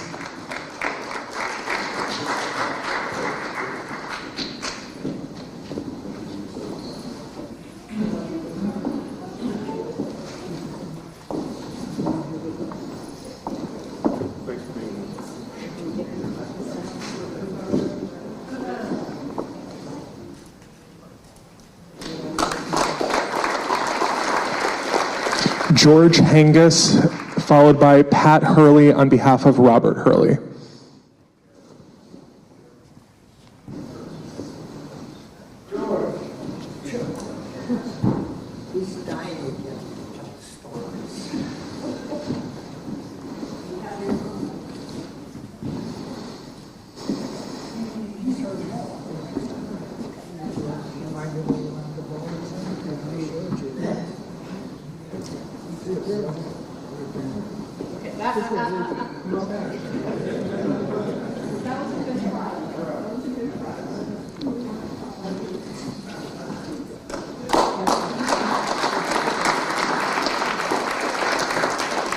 Pat Hurley on behalf of Robert Hurley, followed by John Casey.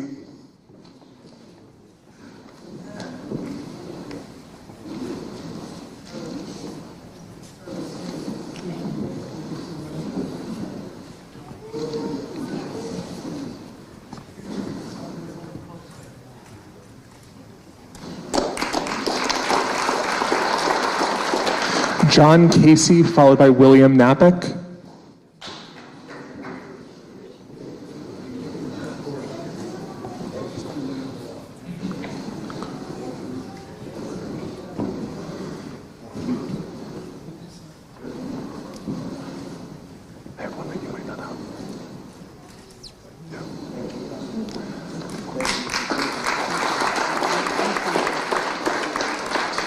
William Napick, followed by Joseph Koripski.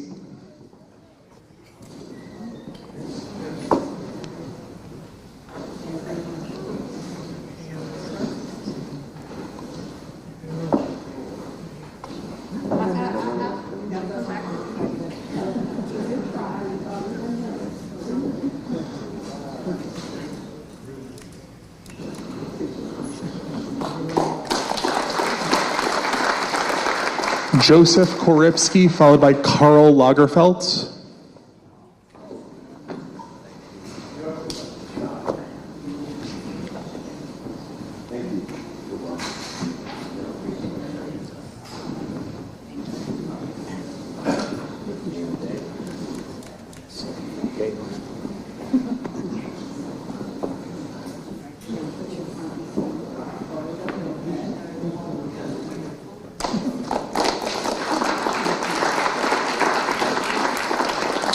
Karl Lagerfeld, followed by Frederick Karl Langhamer III.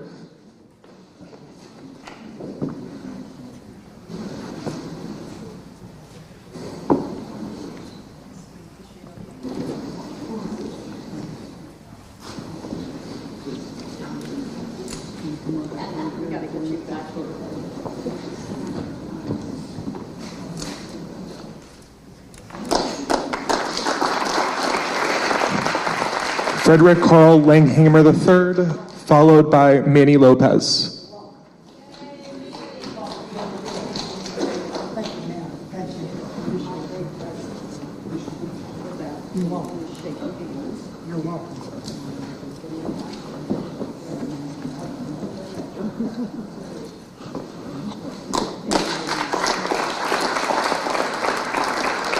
Manny Lopez, followed by Robert Mahmood.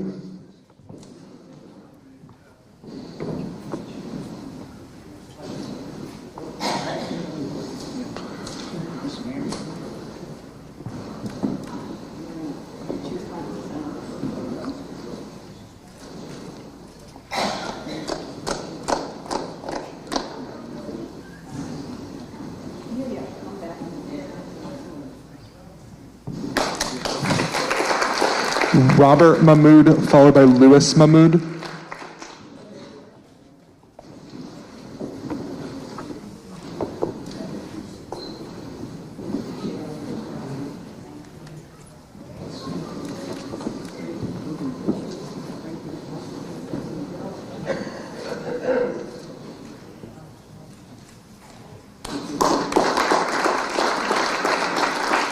Louis Mahmood, followed by David Manson.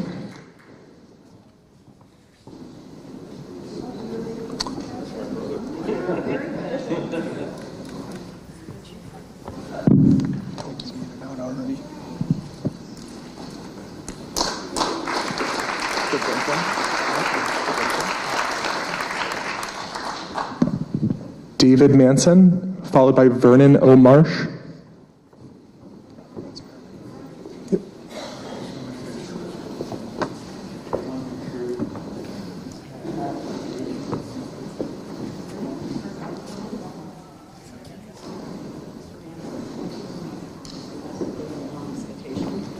Is that a blank one?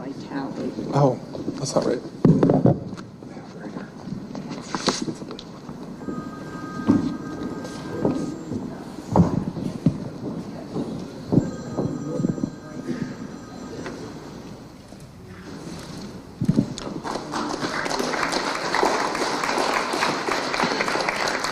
Vernon O. Marsh, followed by Paul McCollum.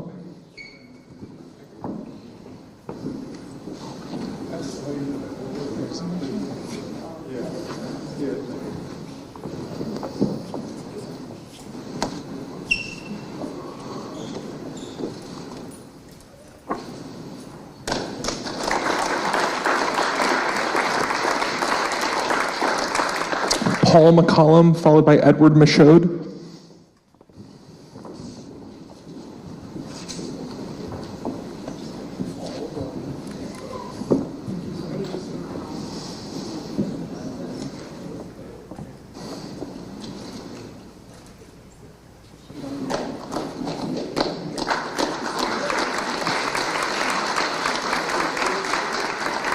Edward Michaud, followed by Richard Nelson.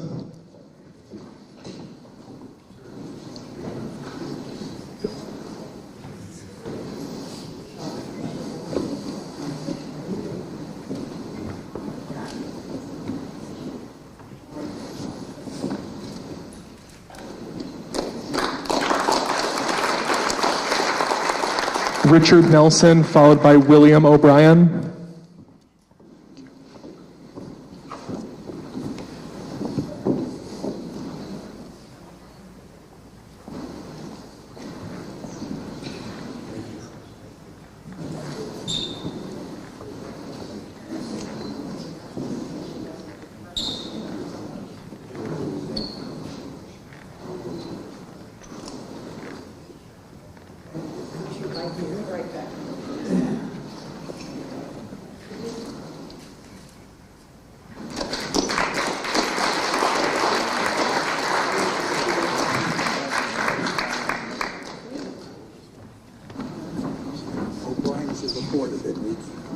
Got it, okay, I'll put it for it. All right, thank you. You can announce that because it's service of the Board of Education. Sure. William O'Brien is at a meeting, so somebody is grabbing it for him. Next will be then Frank Passero, followed by Sharon Pecor on behalf of Thomas Pecor.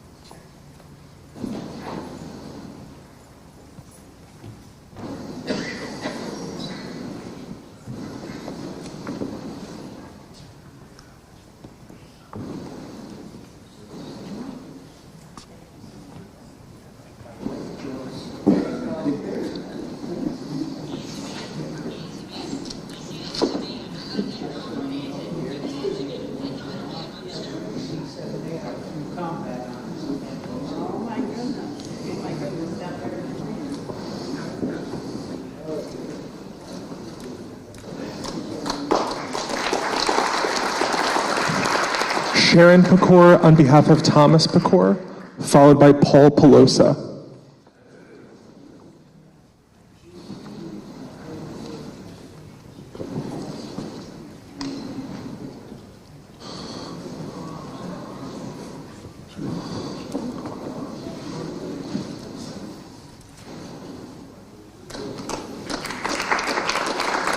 Paul Pelosa, followed by Marge Petrino on behalf of Kenneth Petrino.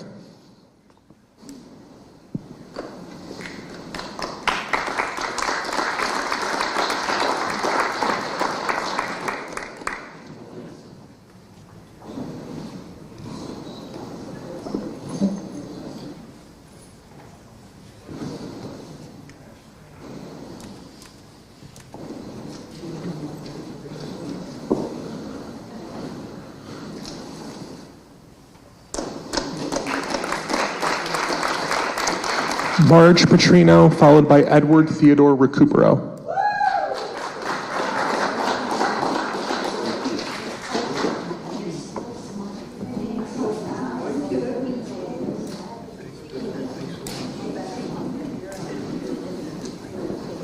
No, that's not right.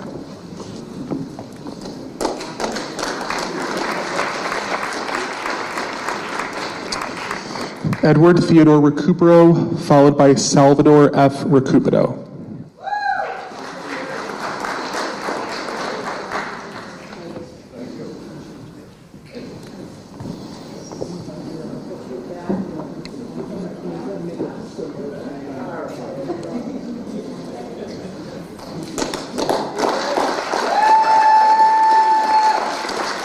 Salvatore F. Recupero, followed by Robert Sadowski.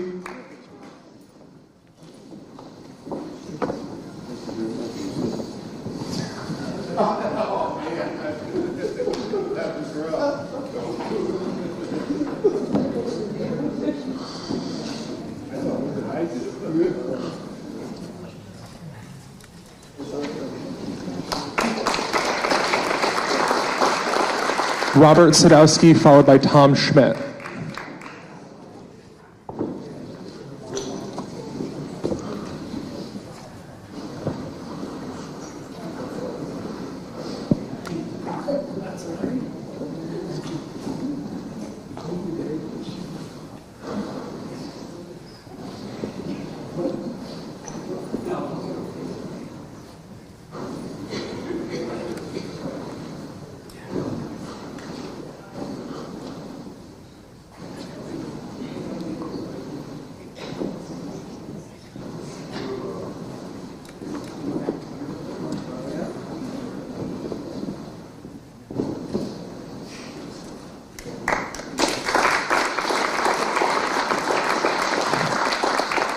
Tom Schmidt, followed by Joseph Sherman.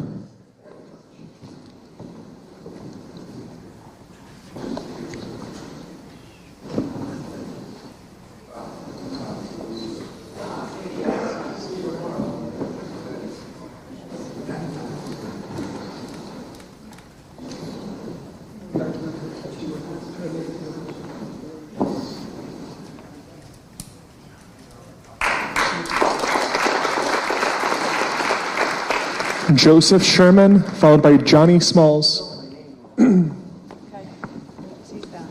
Pete.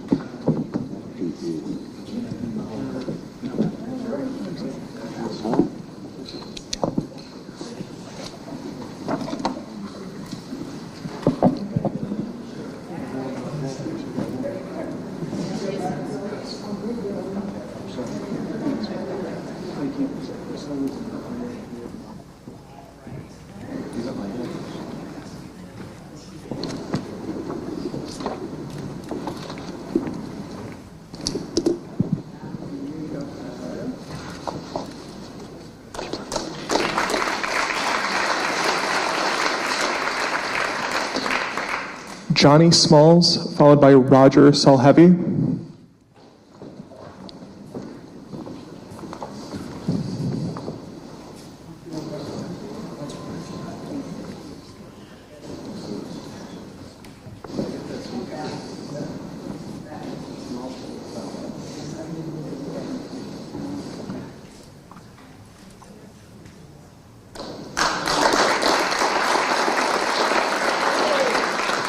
Roger Salheavy, followed by James Stone.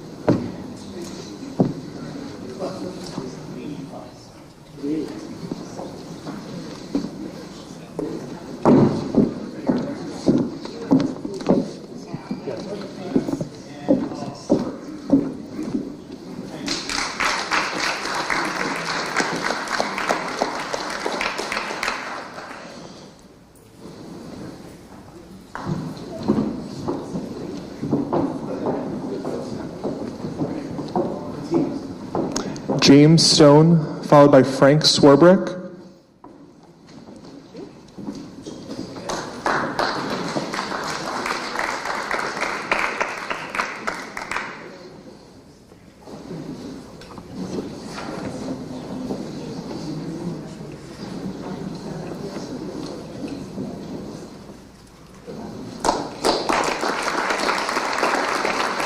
Frank Swarbrick, followed by Roy Thompson.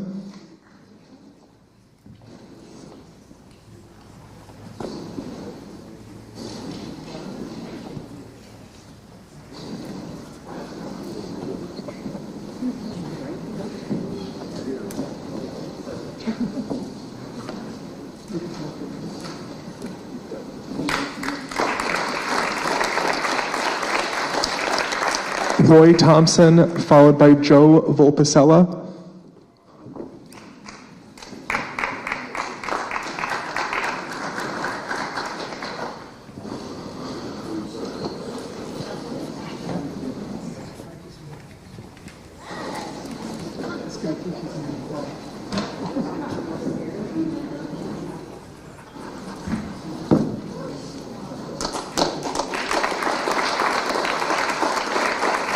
Joe Volpicella, followed by Barry Wells.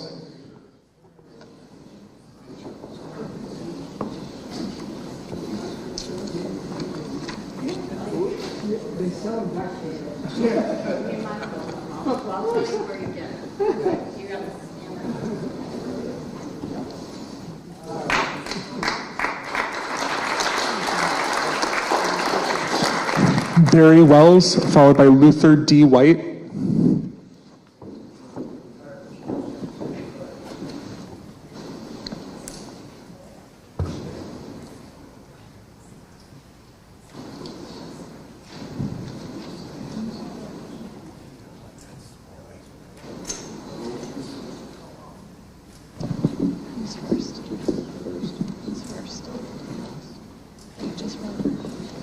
Barry Wells.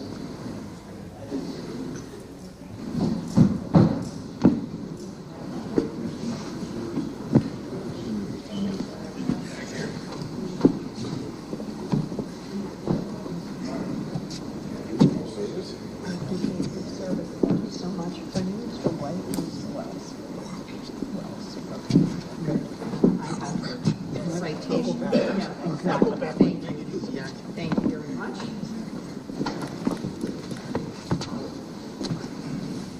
Yeah, back in office. You got back of marks? No, I didn't get those yet. I still gotta go to Montgomery Brook for my license.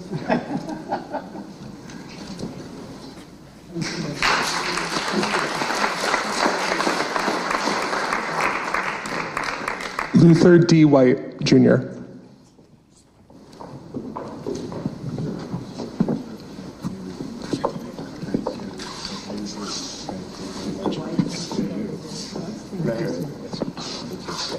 My red. Thank you. Good. You're well represented,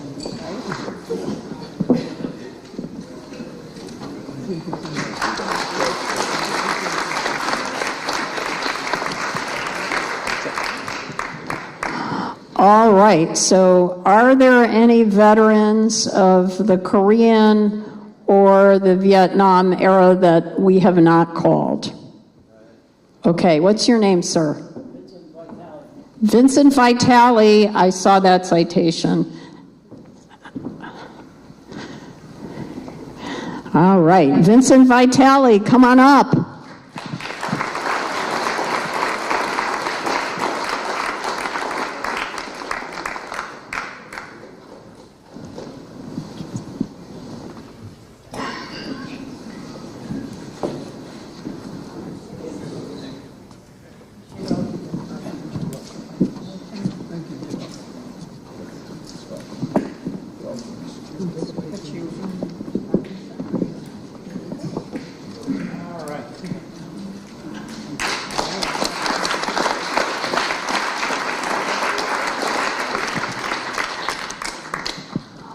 All right, anyone else? Do we have any other veteran that has not been recognized? Okay, what is your name, sir? Mr. Edward Monroe. Would you like us to come up there? No, come on down.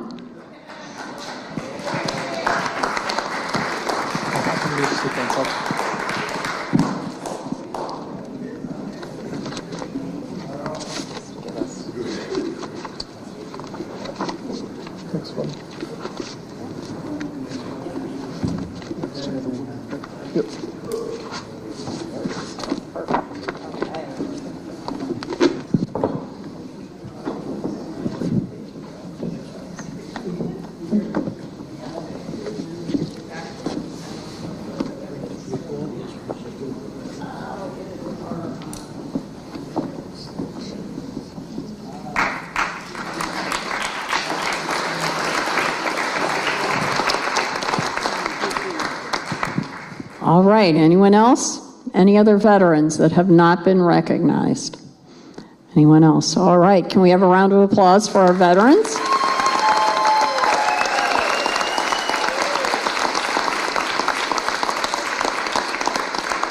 So before we do our closing ceremony, just a couple of announcements. One is if you would like to see your pictures, we have taken a picture of every veteran.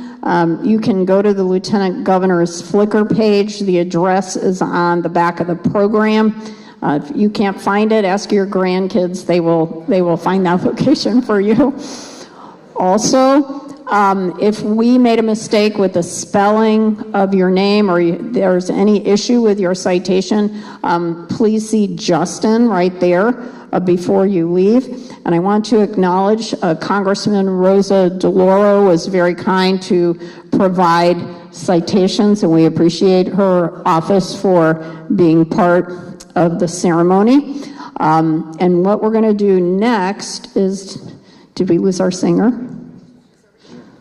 All right, okay. We are going to have our singer give us a patriotic song.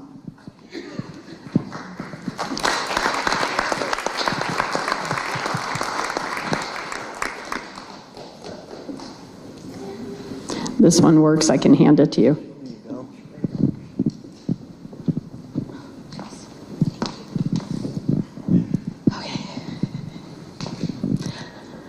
Oh, beautiful, for spacious skies, for amber's waves of grain, for purple mountains, majesties above the fruited plain.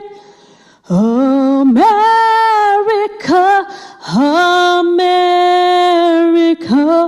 God shed his grace on thee, and crown thy good with brotherhood from sea to shining sea. Thank you.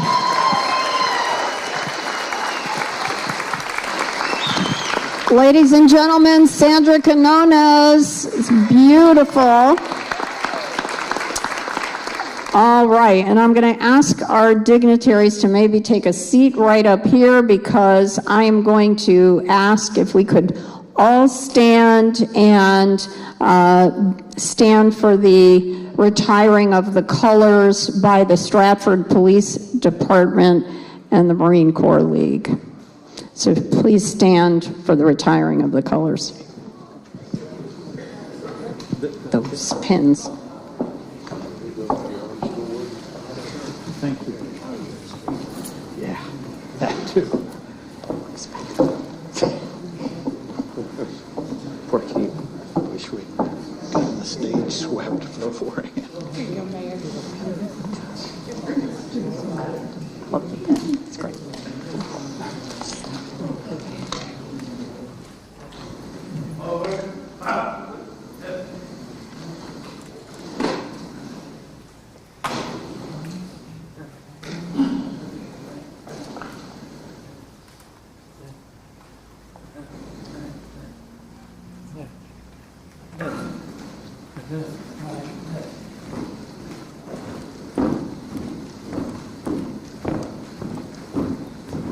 Detail. Halt. Left face. Present arms.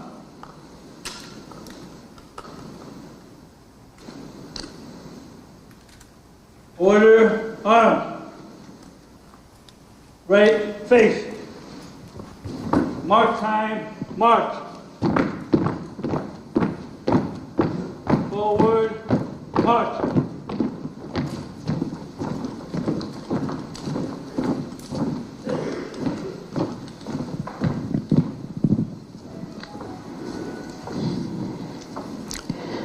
Ladies and gentlemen, a round of applause for the Honor Guard. Thank you, gentlemen. You did a great job for us.